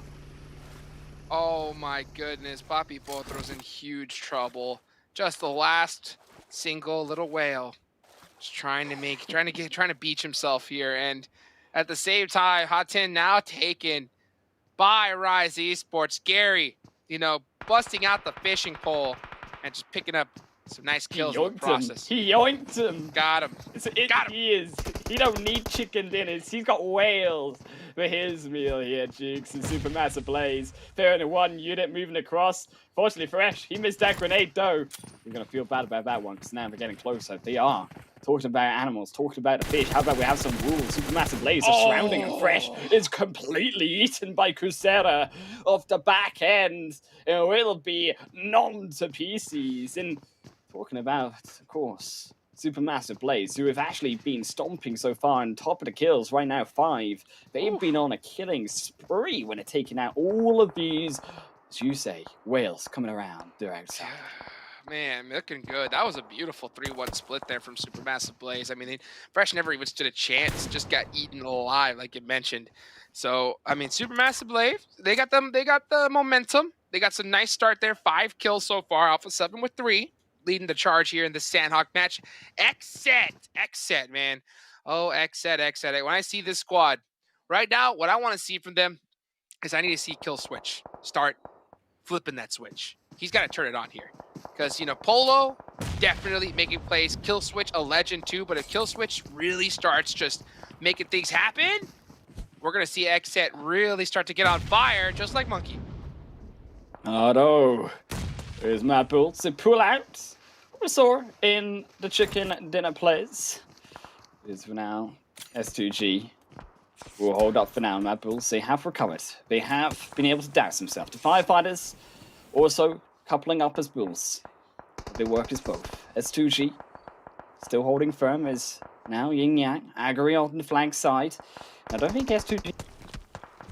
I like Mad Bull's position. I think they have the leg up here. I mean, they have the outside advantage, so they're going to be able to press here, but they got to be careful here because S2G don't mess around. If you make one mistake, they're going to take advantage of it, but Mad Bull should have this win. Oh, it looks like they're going to hop at the buggy. An ejection. Oh, we're out of here. Bull said, see ya. Oh, they're gone. Out We're going into safety? The also about to say question mark? Oh, he gets knocked out the back. What? Timber. Goes Timber. Chelsea actually hopped the window. So risky. Reyes is going to throw a nade inside. Yeah, it looks like S2G's done here. Oh, he dodges out for now, though, S2G. But what about fire squads? Reyes, should I say here? A lot of E's here. That's more E's than in my name. And I've got a lot of E's in my name. I've got E's in both my names, actually. Have you got E's in your name? I mean, we got more E's in Kelsey because Kelsey's he's got no E's left. He's dead. I'll tell you what. Right now, all he's saying is, you know, that hurts. Too many E's. Yeah. It's too many E's for him to handle. Yeah. That one hurt right there. I mean, but still, you know, well executed at the try. But look at this circle. I mean, every team is using this strategy. Hard shift, hug the circle, and go to the hardship side. Like, that is like the oldest rule of all. But what happens when every single team knows this rule? Nothing but chaos. I mean, so many squads lined up here. Aton, Mad Bulls, Supermassive Blaze, actually in the best position, applying some really good pressure. Here's Catch. Oh, headshot. Oh, the nade in return. Aton Cardi. That should not be allowed. That should not be allowed there, Jukes, but we're still going to take it through anyways. Another puts him even lower, and Kef will fall, like the rest of Supermassive Blaze will do to a solo. As there come the plays. Carly, equally solo, though. He pops his head up. Very, very risky indeed, but he gets it back down again in time. Yes, he does, but look who's coming. Vapor Blue. It's looking to Nomad Milo's choker. We've got the smokes down, but where do Atom move from there? We've got nowhere to go, and on the small screen, that's where the fighting really is. And shooting unicorns of love. Talk about being bullied. Talk about being taken to the rules. Well, we've got a rules of X set on them now. Is it with the challenge? Oh, we saw the headshot marker come up right before that switch. Unicorns of love at X set, you know, chilling in probably one of the dominant positions here as this circle started to close. They're going to have to start fighting. I think they're going to hang out as neighbors for now. I don't think they're going to pressure each other at all until this next zone shifts. They're just going to be chilling and poking at each other. Would they be good neighbors, though? I'm not sure. They're going to be neighbors regardless. They have to be choice. Oh, they have to be. We're forcing him in. They signed the lease. They signed the lease agreement. Ah, okay, I see. They signed a contract. That's it. That's it done. They can't not be neighbors now. It's completely done and sold, just like Mad Bulls. Looking pretty sold out. This is going to be put to the meat farm right now. Fernan, he's looking for it. He's going to put in the electrical shocker into this Mad Bull. There he goes down. Goodbye. See you later. Mad Bull's wiped from the earth. Love to see Fernan switch to FPP. Also decided to jump early and jump into that window to avoid that animation. Just in case, just to get the finish. Next circle goes on up a little bit north here. Highland Wolf, what do you think about this one? Ooh, that zone. That is pretty tough, though, to be fair. You're looking now at a lot of those teams who took around that mountainside, right, Jukes? Coming down, making that rotation. You can see Adam. They're not going to have a successful rotation, no. The Knights will clean up both of those fallen members. Now the rest of the two remaining members of Asson joining back, of course, to that firefight, as we talked about. Up on towards the mountain. The Shikters also joined now also by the thing of Black Dragons. Looking to try and stop them. And in Baluk Chapter, they had this circle, you know, sitting pretty well at the start. They're still alive. They're still holding it down. So far, 3 kills to their name. So good start. This is what I wanted to see for them. Unicorns love. Oh, Josh gets that first aid off just in time. And he's looking to try to get some points as well. Oh, just put a little bit of pressure and say, you know what? I'm not going to deal with that for now. He's got 1 first aid left. Looks like he's trying to press exit here. I'm surprised he didn't just hop in that buggy and send it. And because of that, gets taken out by Jay. Black Dragons. Oh, Papa Blue. They're holding on. They think they've found him. There they go. Right. It's a massacre. Zetsi does survive. He finds 2 in his massacres on both fronts just for Squeezing. He's on his own. GC God. There's no way he gets out of that one, but an 8 will do it. Squeezing finds it, and that's going to be the savior for his team, but he's got to get quickly down to the revives. 20 seconds before that zone goes. It's going to take the entirety before that blue zone moves to get him back up. As talked about nades. Black Chuptan. They're getting taken down by Knights. Another nade takes him through. Coops. What a player. What can this guy not do today here? He MVP twice. Looking for it a third time. I'll tell you what, he cannot throw. He cannot throw. He is just on fire right now. Like some really good pressure. Madion, I think he's just going for that crate, trying to get some first aids. Oh, he's stuck. He knows he's got to go. He cannot. He's either going to die to blue zone right now or get this kill. And Ferdinand is able to catch Coops on the side from that beautiful off angle. Does have some first aids to boot as well. We're going to start seeing the hill strats come out big time because, I mean, it's going to be a tough mountain to climb. Oh, but I don't think they can climb it. I don't think they have the footwork to summit. Baluk Chuptan gone, and I think Rise might just be next. A7 is in amongst the cliff side that they look to try to take this fight towards the end. But A7, they're outside of the zone, and Rise, they don't have to move. They actually have control of this one. As you talk about these players scaling to the top, well, it looks like Alpha 7. They won't be able to stop them do it. This nade bounces wide, only takes Gary to half HP, but Fosqueezing also bounces one back. Oh, almost. If only it landed a little bit further. This is not the 4th of July that Rise wanted. They do not want these kind of fireworks. I mean, but these nades are coming in hot. Carrillo. I mean, he went to the store and he got the good stuff. He has that nade locked and loaded. Oh, Gary with the shivvies barely bounces away from that one. You know, his hearing he doesn't bounce away from that. As he goes down. Gary finally getting caught. And Mufasa's like, you know what, Gary? I'm going to chill right here. But guess what? Not for long. We're going back to the lobby. He is going. He's a fast track, one-way ticket to the lobby here is Black Dragons. They steal the show. They want to have the fireworks, that chicken dinner to their name. Alpha 7, they got other ideas, so they'll knock for Squeezing out as Chico comes up to the top and applies 2 points of pressure. The Squeezing down. Now, Revolutionary going to go forward into the fight, but where can he go? He's got nowhere. He has to play the Rise strat, but that didn't work out for them, and I don't think it's working out for him either. As they circle in, Chico, he's got the shot set true. And he finds it, but Alpha 7, they sneak up in behind, and Carrillo, with the shots, takes down the rest, and Black Dragon's dead. Alpha 7, they're the ones with the fireworks here, Jukes. They're the ones with chicken dinner. Woo-wee! Alpha 7, baby! I mean, the Sanhok legends, dude. What can you say? They got the side of that position. They got up, and I've seen them personally make this fight multiple times. And he gets that it was just well executed. Oh man, I mean, you're looking further towards. Oh, I've come back. Have I come back? Yes. Let's go. I'm surviving. Am I here? Same. Hey, we're moving, bro. We're moving, and we are. And that's what I'll talk about. Just cruising on through here, just like Alpha 7, just like Alpha 7. I'm surprised though when it comes to Baluk Chaptan. You know, seeing their position, I expect a little bit more out of them. Can't lie.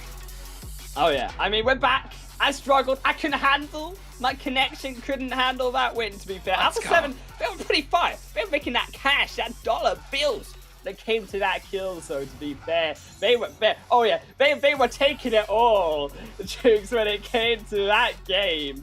They had total dominance of that mountainside. But I think, to be fair, Alpha 7, when they made that rotation through, they had a long way to go. They came from Boot Camp Hill, and actually the rotation coming in onto that zone was real class. They took their time, they waited for everyone else to come into that zone, be eaten up by their opponents, and then they sneaked their way in. And actually, they relied on those kills towards the end, in that position towards the end. I mean, if it comes to any kind of strategy, Alpha 7 relying on their gun skill, that is like number one. I mean, this is what they do. This is what they do. So they hold that edge of that circle, stick together side by side, and they just start clapping, baby. And that's exactly what happened. Speaking of clapping, we're seeing some nice little early plays here. Yeah, look at this supermassive blaze. Definitely made some noise at the start of this game. Oh, they did for sure. I think at Supermassive Blaze, you could see them at the start. But this assassination coming through from Rice, I mean, that was awful. Gary, that is diabolical when it comes to in that ocean side. But it didn't stop there. I mean, Rice have got a taste of their own medicine, right, as we move further towards the end of this game, as all of them started to get taken out, rotating into zone. Mad, they tried their best, of course, effect getting taken out, and as we finally make it to, of course, that top side, that mountain, right? That's where it all ended. Black Dragons that came down, but they couldn't defend it. They couldn't defend it. Oh, look at Carrillo with that laydown play. Beautifully done. I mean, Besiktas, they were able to put a little bit of suppressive, but once Papa Blue came knocking, everybody had to go running, dude. And guess what? You couldn't run too far because Papa Blue's too fast. Just eliminated everybody. And then right here at the top, that's where it all ended out. You know, we saw a beautiful pinch there at the end from Alpha 7 and Pittsburgh Knights to get that finish, but then Alpha 7 just with the numbers and their gun skill just too strong. They wiped that game, as we said. They got the fat stacks, but can they keep it up? Well, we're heading to the Analyst S, Mustache Dave, 7WG, and Glitter to see what they think of that game. A Sanhok. It's not a Sanhok if people aren't swimming. We had Mad Bulls in the boat tape. We had Rise on the aqua rail, and then Furious Gammon just snorkeling down there. But A7, wow, coming out on top. Back-to-back chicken dinners, Glitter, in Sanhok? Yes, on please. Sanhok. It's Brazil, man. Brazil on Sanhok. Because even, yes, okay, A7, crush it. 11 limbs, another chicken dinner on Sanhok. However, 7, you said you were also looking at Black Dragon. Second place, 8 eliminations. And I mean, that's huge. That is huge. I mean, completely different. They decided not to hot drop SCG. I don't know. But we'll see. I don't know.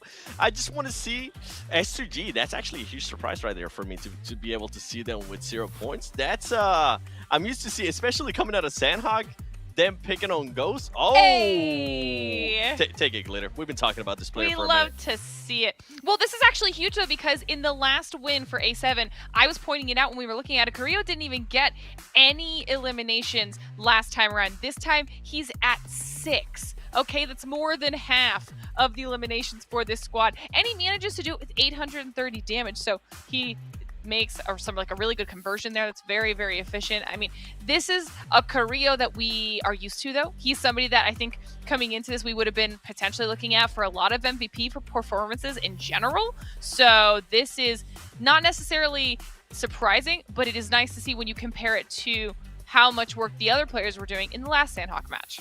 Definitely. I mean, with him being such a player, right? Being such a player that can be such a huge impact to the game, it's good to see him finally starting to wake up. This is the kind of numbers that we want to see out of him. And then we go to a team that I've been really wanting to see how they've been going to be performing. Buluk Chaptan being able, Fernan especially here, being able to get 4 LM, 650 damage, being able to contribute 51% for his team. This is good for this team, and this is a team that I definitely want them to do good. I want them to be able to make it to their first Super Weekend, Dave. Yeah, Carrillo right there, I believe, upgrading to 3 eyebrow slits here this season. So you got to assume dude's going to be gaming out here. But Buluk, once again, kind of popping off just a little bit, just in time as well. Because if I'm not mistaken, they did not qualify, right, for Super Weekend number 1. So they definitely need to make sure that they are going to be running on all cylinders here this league play week to make sure to find themselves in Super Weekend number 2. PUBG Mobile Global Championship, though, make sure to hit that subscribe button. But here's the rankings. So what are we thinking? Ooh, whoa. Look at all the jump of just the first page. I mean, Black Dragon's now up in 5th place. Buluk Chaptan and now in 4th place. A7 continue to climb. And that lead that Footballist and Knights have been kind of battling back and forth for, while Knights do jump back up in 1st, that lead's starting to shrink, 7, and things are getting closer. It definitely is. And then we go to the second page here. We have Exit in 13th place. This is reminding me, oh man, this is giving me bad flashbacks here. Seeing Exit still on this second page. I know what happened last week. I don't want it to happen again. Luckily, I think in this next match, we will be able to see some of the teams that have been sitting now. Some of the teams that haven't been able to play as many matches as well. Ghost Gaming, I'm going to be looking at them. Team Kesso as well. Navi too. It's going to be interesting to see how this team's turning around, because, I mean, that was, in a way, the halfway point for today. We passed the halfway point now. We're going to see how they're going to be reacting. And some of these teams, just for the viewers, they do play more matches here. Some teams play more matches on the first day that they're going to be playing on the second game. So those teams, I'm going to be looking out to see how they close out today. And talking about the teams, don't forget about the fan favorite that's going on right now. Play PUBG Mobile. Vote for your favorite PMGC team and player. You log into the esports center within the game. You watch the game live through there. You vote. You share your vote. And if you're correct, you can unlock rewards there. And talking about more rewards, we got the treasure box, the PMGC exclusive treasure box, also in the esports center. You watch it, you get the token, and you redeem it for that tournament PMGC outfit. Looking good, looking fly, looking fresh, if I had to say so myself. And just to kind of double back on that leaderboard to keep in the back of your minds here, Buluk kind of slowly but steady climbing up, but Team Queso, Ghost Gaming down there at the bottom. And the reason I'm bringing this up is because the last match of today, A, B, D, and E. So that means A7, Black Dragons, Mad Bulls, and Unicorns of Love will be sitting out this final matchup today. They definitely are. Something to keep in mind too, Dave, is that last week our cutoff point, at least for the teams that were going to be going to Super Weekend, was 41 points. So some of these teams at the top are setting themselves a big cushion. They're going to be able to maybe, especially with week of league play, like they're going to be able to try different stuff with the kind of cushion that they're giving themselves. And one of those teams you just mentioned, Buluk Chaptan, I want to see what they're going to be able to do and if they can maybe try different strats. Well, we're going to find out. We're going to find out exactly what is going to happen in the final matchup today, but not before we send it to this quick break. We'll be right back.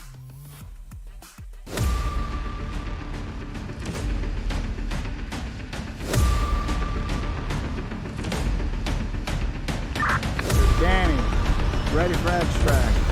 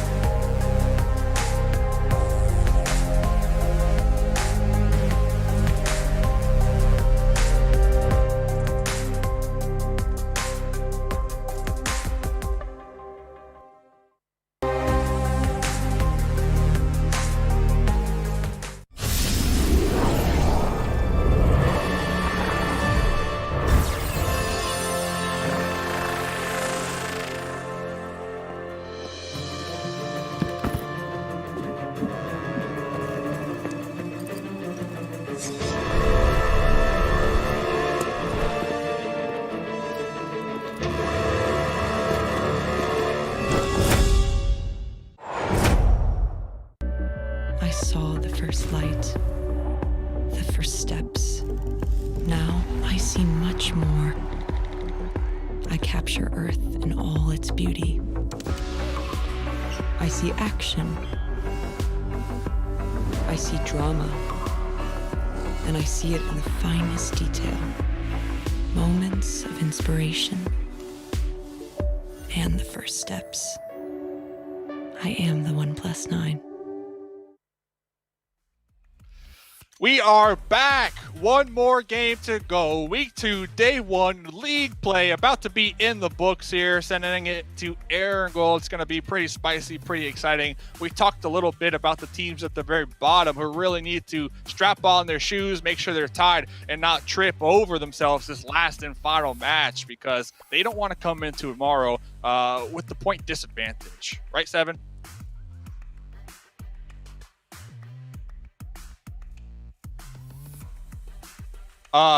Glitter. Listen, It I got happened. this. Seven. It happened. I got I was saying. I was talking about Team Queso, man. Team Queso is looking to be that team that might not make it on back-to-back Super Weekends. And you know what that means. They're probably not going to make it to the finals if that happens. So I need to see a wake-up call out of them like I need to wake up my microphone. Hey, you know what you don't need to wake up is the OnePlus because it has flagship performance, immersive 120 Hz display, hyper touch technology made for gamers. The OnePlus 9 and 9 Pro, that's your best shot of climbing up these leaderboards, baby. And talking about waking up, Glitter, any team that you want to see wake up here in this final match? Yes, there is actually, and I'm glad that you asked me, Dave. I appreciate that. I want to see more out of Besiktas, okay? Because they're another squad that needs it. They need some points, they need better performances, and they need a Super Weekend qualification. And they are similar, Seven, to Queso right now on that spot when it comes to the leaderboards. So they're going to need to step it up. I mean, they definitely will. This is the team that I was talking about earlier. They did, at least on the first game that we saw, right? They scored some points that were able to get above Team Queso. But, oh, man, I said it last week of League Play. I don't want to see it again. I don't want to see those teams that kind of play out all of their matches, and then they're watching those last 2 matches just like what happened at Exit. They seemed like they were going to be going to the Super Weekend. All of a sudden, the teams that were below them decided to pop off, and it pushed them off the Super Weekend. So, I don't know. You don't want to put yourself in that kind of situation. At least that's just me.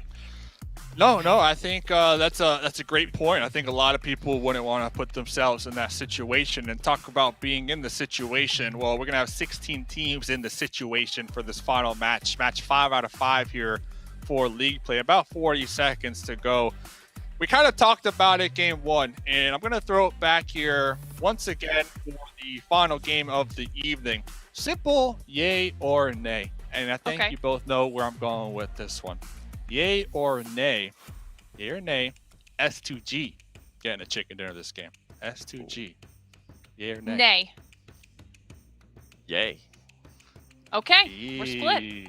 Split. Hey, split once again down the middle, just like I like to see it. And S2G, I'm bringing them up because they were so strong last week. But where are they today? Where's the chicken today? That's what I want to see. We saw them hot drop Ghost a little bit earlier on. They came out on top. But where's the chicken? We need that chicken from S2G to continue to reign their dominance on the lobby. So, final match of the evening. Players, I'm going to say, strapping on their parachutes, loading up the plane, getting the boots on. Let's head into the match. The final match of the first day, week number 2 here, Necro. We're jumping on board, and I am ready just as much, even more so, than that Sanhok game. And that's a statement for me. Sanhok's like my favorite map. I had like a hard zone, and now I'm expecting even more. The tone has been set. I want to see that South Island finish. I want to see it again, even though we've seen 2 already. I'm biased.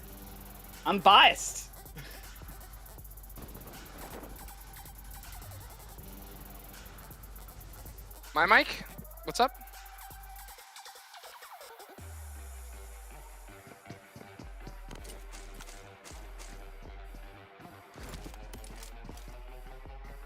Oh, it is. And what a final game is going to be here as we're jumping down, of course, over to George Pole, seeing our final teams leave their plane pass, start their journey on board. Of course, Alpha 7 not going to be here when it comes to this match because we're getting rid of that Group D in that zone.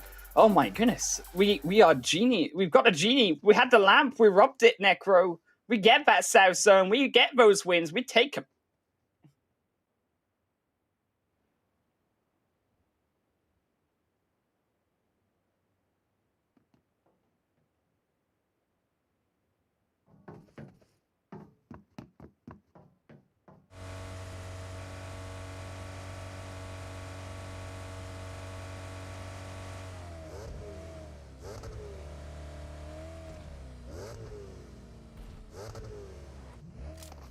Till now, I mean, in the first game, they were doing quite good, but after that, the performance has been coming downhill.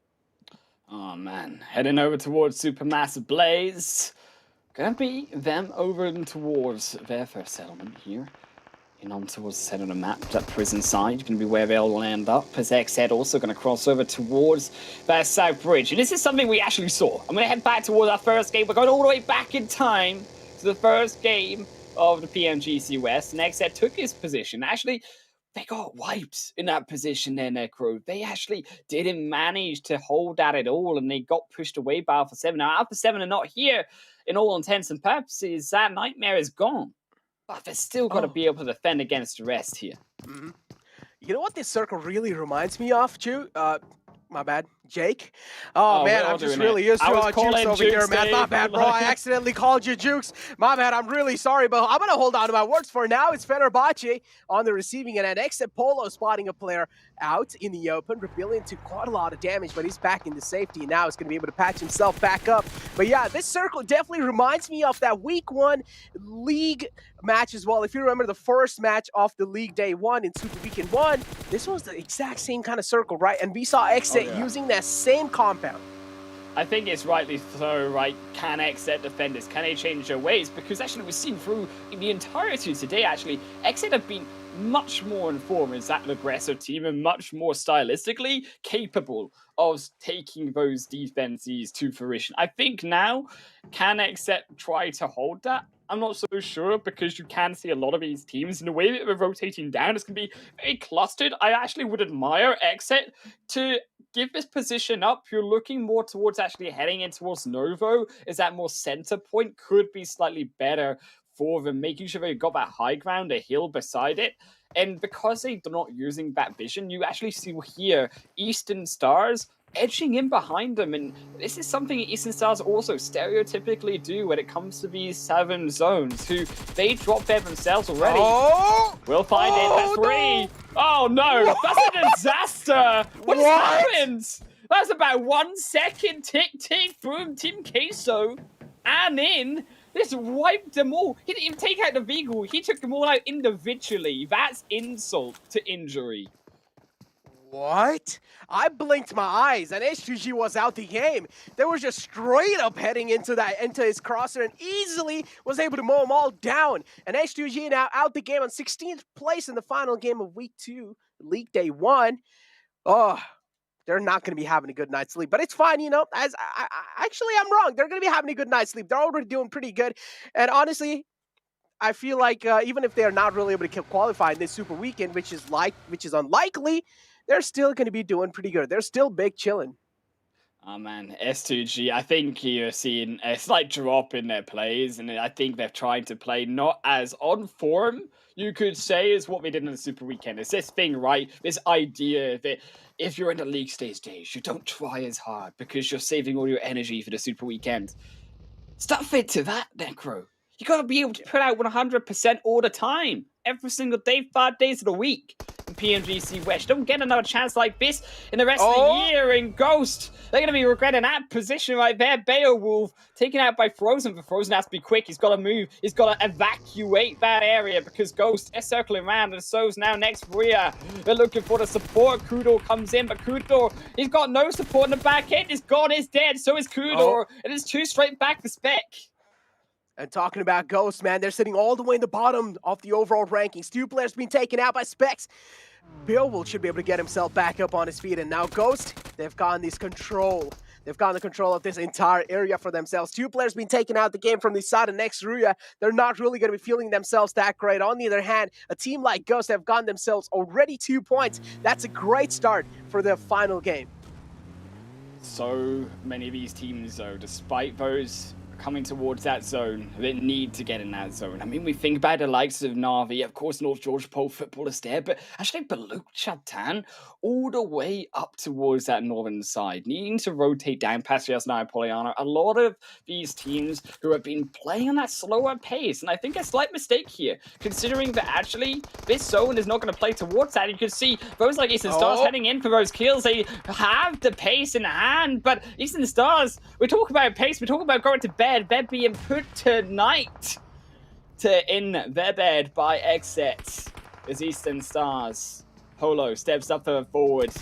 Yes, 2 have gone to sleep. There goes the 3rd. They're being drugged down. Exet, they put a cloth over their mouth and they said, it's time. It's time for sweet dreams, Eastern Stars.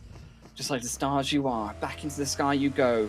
There's Jay, he hunts them down, and there's one more.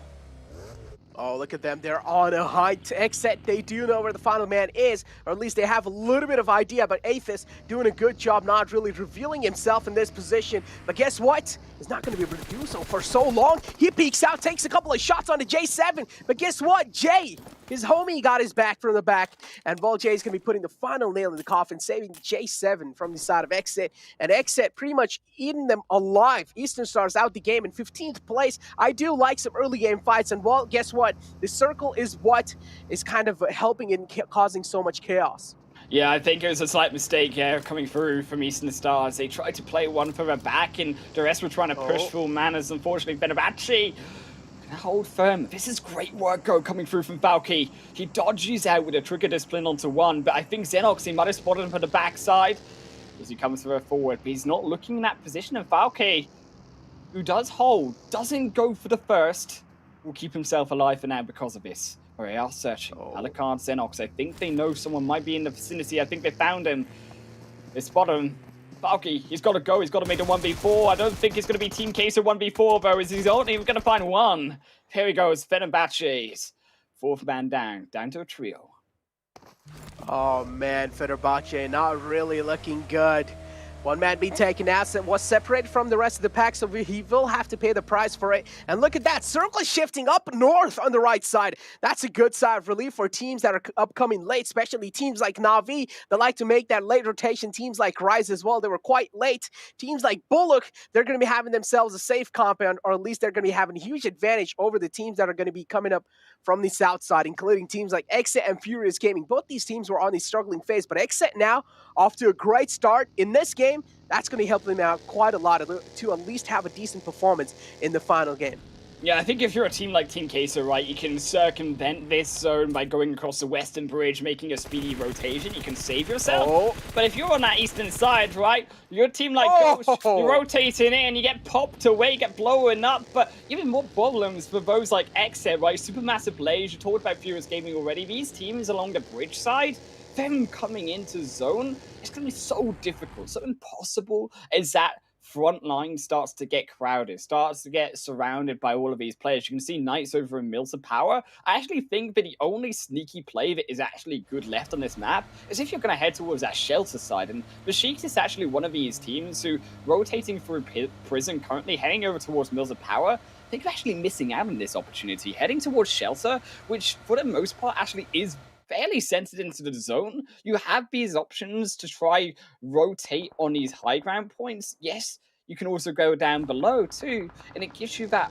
ability, even if you can't defend that central point from all of these teams coming around you later on, you can still go back underground and try to survive.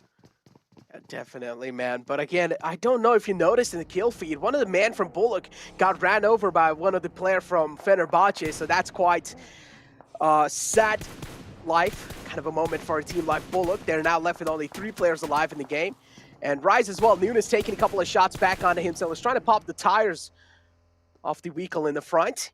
Has a little bit of glimpse of it, but Knights now, it seems like they're on the aggressive page. It's Coops trying to gather a little bit of info on the players of Rise, but Rise as well, they're not really overstepping themselves. And Exit on a water rotation on the right side of Nova Reply. I do want to see how they're going to be making it happen because there is Aton who might just get their eyes on a team like Exit.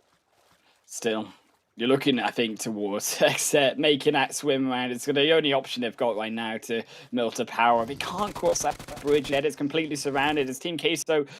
They tried to go for that slight edge play towards that closer eastern bridge side.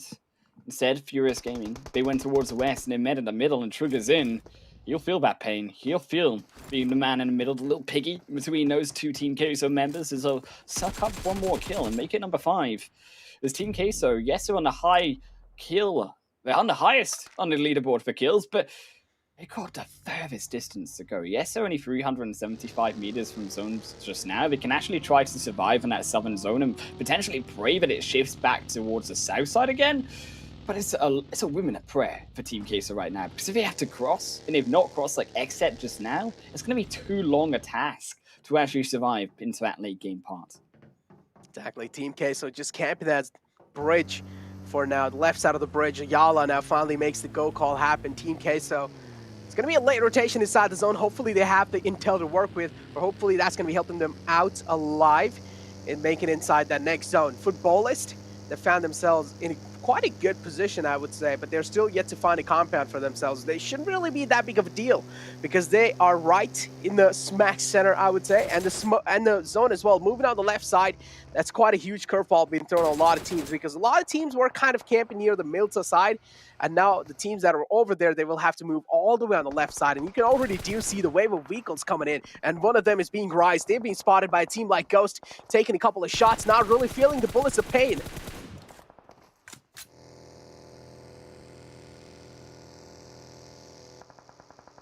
And Rise now, one man being taken down. Gary falls apart. That's not really a great kind of a start for a team like Rise. Gary being taken out. Rise now left with only 3 players in the game to work with. And now Bullock as well. Just take a look at this. So many teams are getting caught in those rotations. They just don't have any other choice. They want to make sure they're making it inside the zone as quick as possible. And Footballist with the high ground, making sure they're punishing a team like Bullock. Madon as well, catching a couple of bullets onto himself, and he will also be taken down. Lutz is able to do so much damage, and Footballist, it's understandable why they have so much confidence inside the game. Rias as well is the final man alive, but not anymore. Rias being taken out the game. That's going to be it for a team like Bullock on the 14th position. Not off to a great start, Jake. I think for here, you're looking towards some of these teams like Blue Chaptan, and they just get absolutely wiped, making these over-aggressive plays because they're trying, like we said with Na'Vi, this problem of rushing in late into the zone because of these hard shifts. You're looking at a problem now that can Na'Vi also, who have made it slightly late, control this zone? Because yes, they've actually got this zone. They've got a brilliant position on that northern side, but it's not as great as you think because they don't have the information inside of this zone because they've only just entered it. Keep in mind, if they're facing similar problems such as Team Queso running in, and this is going to be the problem because of these harder shifts, teams aren't generally going to have that much information, and as a result, they're not going to be able, therefore, to make those as informed decisions and be able to make those safer plays based on positioning alone. Oh man, Exit still though. Look at that. They're out in the blue zone. They're also going to be taking quite a lot of damage onto themselves. Furious Gaming, one of those teams. This game is quite important for a team like Furious Gaming. Let's just see how they're able to survive their way up to the leaderboards. But yeah, Team K, so right next to them, they've gotten themselves a compound, at least for now. Na'Vi, one of those teams, we do know the problem is their late rotations, but they still have all 4 of their players alive, so at least they're going to be feeling decent inside this game. But yeah, this is the final game, and you do want to make sure you're ending the day on a good note. And Na'Vi is one of those teams. Definitely kind of the struggle is being shown from their side. But take a look at the circle shifts. Oh, Knights find themselves right in the center, and this might just be another Knights game. This is a disaster of a zone. It's been hard shifted like a ping pong ball, a table tennis match back and forth here. And then phase number 4, oh, it gets even worse. Nice. Yes, they're in the center, but look at all of those teams on the outside. Team Queso, they just landed inside that zone. They got to get back in their vehicles and get hot shoots time, 100 miles per hour, hot fire down into that zone is where they got to go because they've got a long way, just like Na'Vi. The Sheiksis, one of those teams, though, they are going at that fire speed, and they are going to make it inside a zone. Risky, but they survive another day. They have to continue to look for that push because that place right now, that one shack they've got, not a great spot at all. They're going to be vulnerable to so many of these teams, as we said, rotating further in onto that zone, as well as the fact you cannot move from there. They're stuck in this position. It's an unrotatable spot between the rest of Fenerbahce and Atom up above them. Yeah, definitely. As you mentioned, Besiktas, they're just being pinned down in that shack. The only cover they have to work with is that initial shack and then a little bit of smokes to work around with, but still, the smokes aren't going to be blocking those bullets. And this nade from the side of Aton might just make it, and yes, it does! Choco finds one. Recent falls down from the side of Besiktas, was outside the shack, and got taken down instantly. Another nade following it up, but this time it's not really going to be landing on the mark. Recent should be back up on his feet in no time, and Besiktas should be feeling decent after that one. But look at this Team Queso making quite a risky rotation. Ayala catching a lot of bullets on himself, but this time he's not going to be able to make it out alive, as Lovazin is going to be the man who takes care of it. But on the other hand, Footballers as well, they're getting eaten alive from a squad like Furious Gaming. Footballers, they do have to watch their behind flankers. Furious Gaming, they will find him as Team Queso. They find Revenge, and Neen will take down Lutz, and Lutz will die. There's Big Milo with the help of Rema. There he goes, there's no escaping it. Now only Lovazin remains. He's up against Ayala. Keep in mind, there's still those Team Queso members in the Lovazin, though he's preoccupied taking those extra kills before he goes down on against the rest of Furious Gaming. Nate will kill him out. Oh. Footballist out from the game with only 6 points in their hand, but at least they've gotten 6 points. S2G was got taken down to like 0 points, including a team like Easternstars as well and Bullock. But yeah, Footballist, they got themselves 7 points. That's quite a decent outing, I would say, from a final game. But now Team Queso, they do realize the threat has still not been silenced. They still need to take care of a team like a Furious Gaming. And we did see Big Milo right behind him. He's taking quite a long rotation. He does not want any kind of bullets onto himself. He does not want any fights to happen, at least for now. He does realize he's the only man alive from the squad of Furious Gaming, so he wants to take things a little safe, a little cautiously. But look at this, the charging's coming in from the side of Team Queso. They do realize this is their opportunity to try and get those kills. If they don't, well, that's going to be a free kill, not really being secured from their side. The Supermassive Blazer stole it. They just sniped the kill. It was Kusara on the edge of the world who steals that one. And Team Queso, it feels bad, man.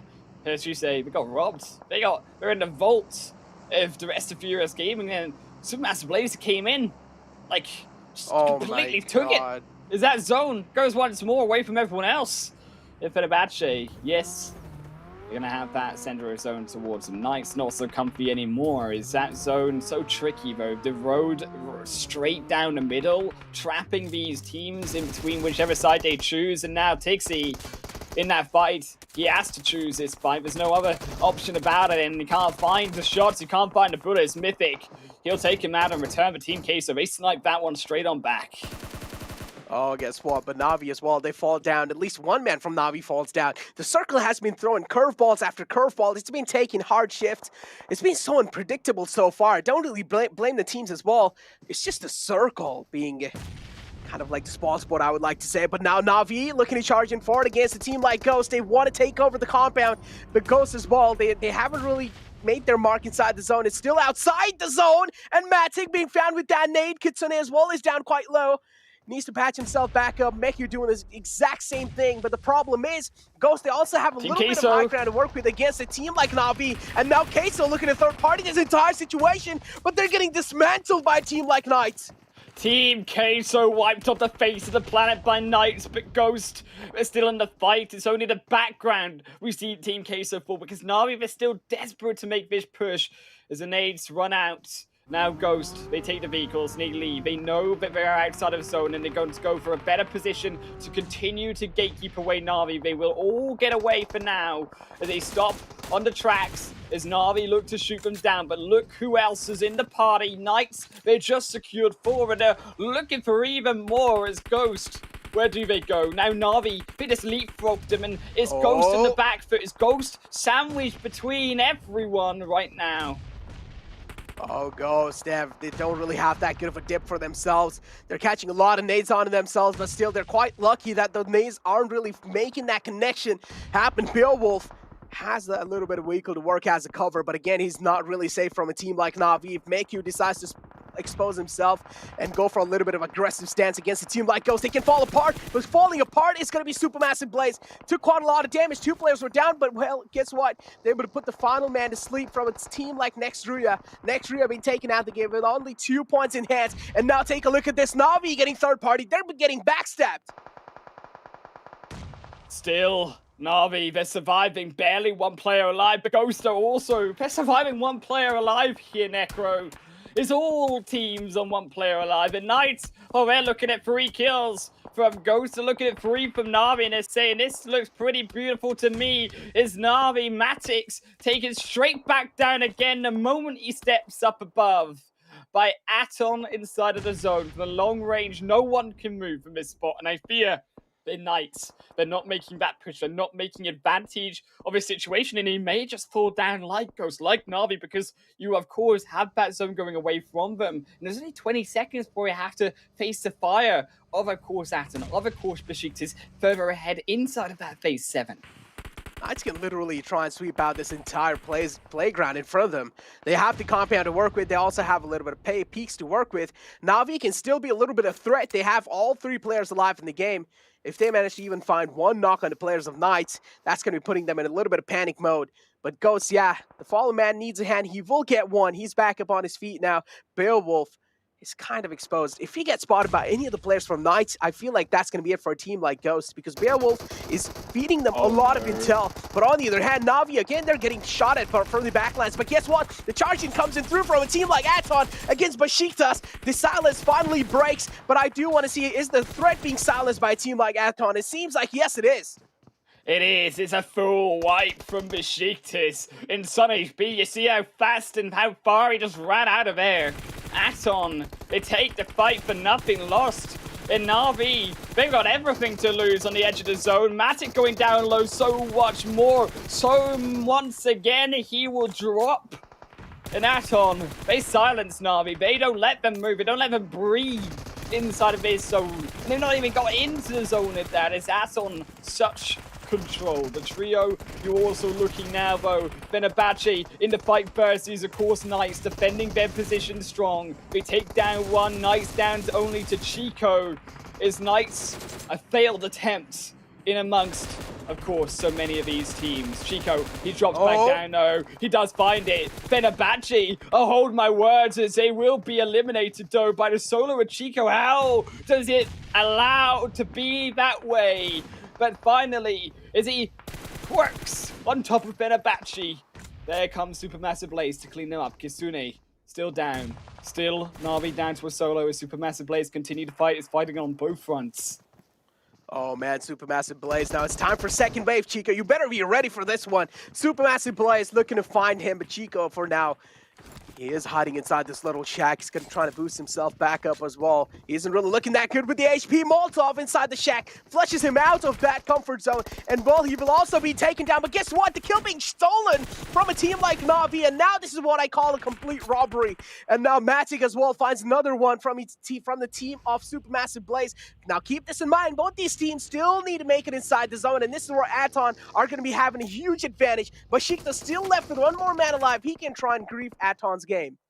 Aton, no. They just have a few more small steps for all such big men to be able to come back into that zone. And what a big fat chicken dinner it would be for them. Well, so many so far as now they'll drop. That nade lands true. Down to our final 3 teams of Besiktas, Supermassive Blaze, Aton. It's all down to them. Aton getting lit up by Supermassive Blaze, but we will dodge out for now as they continue to push across. Shoko will be able to find the crossing successfully. Supermassive Blaze will hold off for now, and meanwhile, Sun HP, that solo player, of course, takes a fight, but he can't find it, gets spotted, gets taken out, and we're down to our final 2 here. Supermassive Blaze making the push, Aton still waiting, they're still prepping, and Supermassive Blaze are not waiting. Oh man, Supermassive Blaze, yeah, as you mentioned now, Aton on the charge. This threat was being silenced from a team like Aton. And now Aton, they're looking pretty good inside this zone. But Supermassive Blaze able to make their mark inside the zone, so they will also be feeling a little good. But Aton overall, I feel like they still have a little bit of better positioning compared to Supermassive Blaze. But Supermassive Blaze can always try and wrap around things over here. Tron is still saved, but guess what? One man from Supermassive Blaze falls down. He catches that nade. He swallows that one. But Cardi, on the other hand, the trades are there back and forth. And Astar trying to create an off angle. He goes on to the other side. And this might just be a brilliant play from the side of Aton. He's trying to confirm the kill on the Coursera. I think he's going to be able to do so. But Savian's position is still unknown. Keep this in mind. Savian, he's got such a long way to go. Yes, his position is unknown, but how does he take the fight there, Necro? He's on the opposite end of the road. He can't get into the fight. It's all about Tron right now to 1v2 Shuko and also Cardi, but he's got Asta. That's the problem. They found a flank in Asta. As soon as he pops his head up, Tron, Asta can shoot him down. You can see as Savian also tries to cross. Asta's such a brilliant position, but he is getting swallowed by a couple of shots himself, as he will go behind a rock as one means of protection. Cardi, Shuko doing the same, trying to make that flank happen, trying to circle around Supermassive Blaze as they dance for the final chicken dinner. It's a tango between the final 5 players. Oh man, finally Asta now being spotted. Asta does exactly know where the 2 players are. Savian's position being compromised. He's trying to crawl back inside the zone. The nade's too good. It's perfect. Savian being taken down now. It's all down to Tron. All eyes on the man Tron. Supermassive Blaze left with only one last man alive. And look at this. Well, guess what? Aton are going to be taken down. The final man as well. And just like that, Aton find themselves the winner of the final game. And Aton really needed this one, Jake. They really did. I mean, Aton, they struggled, right, coming through that first week. They needed this big step up in the first day. They find that big step up that they were looking for there, Necro. And what a nade. I mean, if I've ever seen one in this tournament to highlight clip, put it all on the socials, that's a nade right there. That's the game-winning finish. Explosion coming through from Aton, of course, cleaning up that 5th game chicken dinner. But Supermassive Blaze, to be fair to them, also rising up pretty strong. They're taking out Next Warrior on their journey through. They were stealing the kills, of course, through from Furious Gaming. They were doing work respectfully themselves. But hey, nothing taken away from teams like Team Queso, Besiktas as well, Navi as well. They had quite a decent outing from that one. Besiktas, unfortunately, they got charged in from a team like Aton. But in the first place, I feel like if Besiktas had their eyes in the back lines, they could have made sure that Aton isn't really going to be having that easy of a push, right? Because Aton still needed to cross in through the open fields. And I don't understand how Aton was able to execute that so perfectly. Oh, well, yeah, I think that definitely you're looking now at Aton moving through those fields, right? They come in from this one central building that they had. They were able to actually stop Besiktas because Besiktas, as we said, right, they were in this unrotatable position. They couldn't leave this spot, and you saw it. It was a survival spot coming through from Besiktas, which I think is curious to see, considering that actually Besiktas, I wanted to see a little bit more aggression from them. We know that they can be this aggressive team when they're on form, but it just wasn't the case here. They put themselves all the eggs in one basket, and as a result, Atom from there were able to push them down with obviously one of those members, Sun HP, starting to retreat from that unrotatable position and punishing for that. And as a result from there, as we said, Atom, they had that zone given over to them. Ghost, also many of these teams, I think on the outside though, we felt that zone. I mean, you have to echo back towards this game as a whole, right? The zone was so brutal when it came to switching its position back and forth every single time. Yeah, the zone definitely was just so unpredictable, right? It always just kept on throwing those curveballs on these teams, and they always needed to move from one side to all the way up opposite side. But yeah, I just cannot get my mind off of the squad wipe that came in from that came in on the H2G. They got wiped out so quickly and so early in the game. I was like, I literally just blinked my eyes and I saw, okay, H2G is not really in the game anymore, and that was just such an unfortunate thing for a team like H2G, but it's fine. They're still doing pretty great. And yeah, this is how the Charger really did coming through. This nade knock that they found, that kind of put Besiktas into kind of like a little bit of panic set, kind of like a panic mode over there. And then Knights as well. That was a beautiful push from the side of Chico, but unfortunately, Supermassive Blaze took a heavy advantage of what exactly Chico was facing. They tried to third-party that entire situation, and Navi just stealing that kill of Chico from a team like Supermassive Blaze. Kind of a sad life right there. It's nade at the end. I mean, you see it, lad. What a whopper of a finish for Aton to be able to find that win, and it was execute Tron in the center between all three of them. I think, though, to be fair, it was a game of moves. It was a game of counter moves. You saw it even in the rotations of our teams, right? Na'Vi, Ghost, them driving past each other. Knights as well, countering out threats of Fenerbahce. Gotta see what, though, like a chess game, kind of moves that Analyst desk thought about all of that. Under the bus. We are back looking to wrap it up. The final game of the evening. Week 2 League Play Day 1. West Side, Best Side 2021 PMGC. Let's check out the overall leaderboards. And Seven, I'm going to call you out, man. You said S2G are going to get the chicken dinner. Where they at, man? Where they at? Listen, they're not even here. They're on that second page. And it was like a conflict of interest, too, because there was another team that I called out for them to do well. Team Queso, they did amazing. They even ended up just eliminating S2G there. So I'll kind of give myself a pat in the back in a way. Shout out to somebody in the YouTube chat, though. They deserve it. Ryan, he said S2G is going to pretty much be eliminated within the first 5 minutes of the game. Sir, you were absolutely right. I don't know what you're on. You're on some glitter dumb stuff. Glitter, as we do have the MVP here, Asta. Yeah, I mean, Aton getting a win to close out the day, right? They were one of those teams that we were kind of watching. And Asta does manage to get 869 damage for 5 elims. That is a massive 44% of that team contribution. So that is going to be huge for Asta. But I mean, I also do kind of want to call out, I know we saw those rankings pretty quickly, but Besiktas was another one at the top of the first page of that leaderboard that needed to get some points. Na'Vi did well. Queso did well. I mean, we called out all these squads that needed to step it up, and they did. Yeah, they definitely did. I mean, and it's good that they did it here in the last game, right? It's good that they didn't really decide to win until tomorrow starts. Because we always talk about that. You don't want to win until the actual days. You're just trying to carry some of that momentum. We do have Dokun Machine being able to get 607 damage. And then we have Tron from SMB being able to collect their 583 damage. Overall, a good game. I mean, we're going back to it. Na'Vi, I'm glad that Na'Vi's here towards the top 2. That were able to get at least some elim points. That were able to survive the fight that they were about to have with Ghost Gaming too.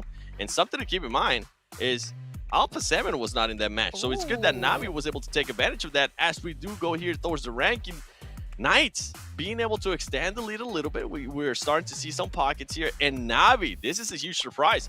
I think this might be the first time ever throughout the tournament, last week of League Play, this Super Weekend, where we actually see Na'Vi within the top 10, Glitter. That's what I was looking at. I mean, we do see Buluk Chaptan and Black Dragons drop down a little bit in favor of Aton and SMB, but Na'Vi has snuck their way in. They're right at the end for a top 10 spot in the first page. Fenerbahce moving up a couple ranks, but, you know, we see here, and I'm looking down at the bottom 7, like very single-digit level bottom. That's not where Ghost wants to be. Now, because hypothetically, say we took this top 16, Besiktas not in yet again. Mad Bulls out this time around. Queso not in again. And we've talked about it. We mentioned it. That could be disastrous for these teams. We all know if you don't make it in 2 weekends, it's almost impossible to try and come out from under that. It definitely could. I mean, with Ghost Gaming, they're literally doing the exact same thing I think that they did in the first week of League Play, where they waited for the second day. And then so tomorrow, what I'm expecting from Ghost Gaming is I'm expecting them to do a lot of placement stuff like they were able to do yet on the first week of League Play. Just focus on getting points. That's pretty much what you need to. Remember what I said earlier? That cutoff point mark, in a way, was 41 points. So that's what I'm going to be looking at here. I'm going to be looking at the exact same cutoff point, seeing who's going to be able to get to that mark first. Yeah, Besiktas really need to come out tomorrow, and same thing with Team Queso. But talk about coming out, ladies and gentlemen, the fan favorite. Don't forget about it, especially when we tune back in tomorrow. Play PUBG Mobile, vote for your favorite PMGC team and players within the Esports Center. Watch live, unlock rewards.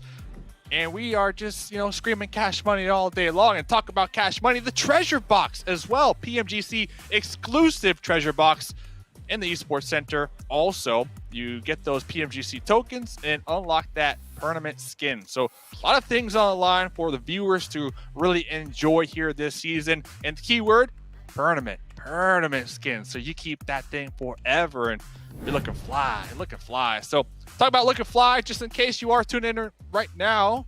here's who won those chicken dinners here today. Thoughts?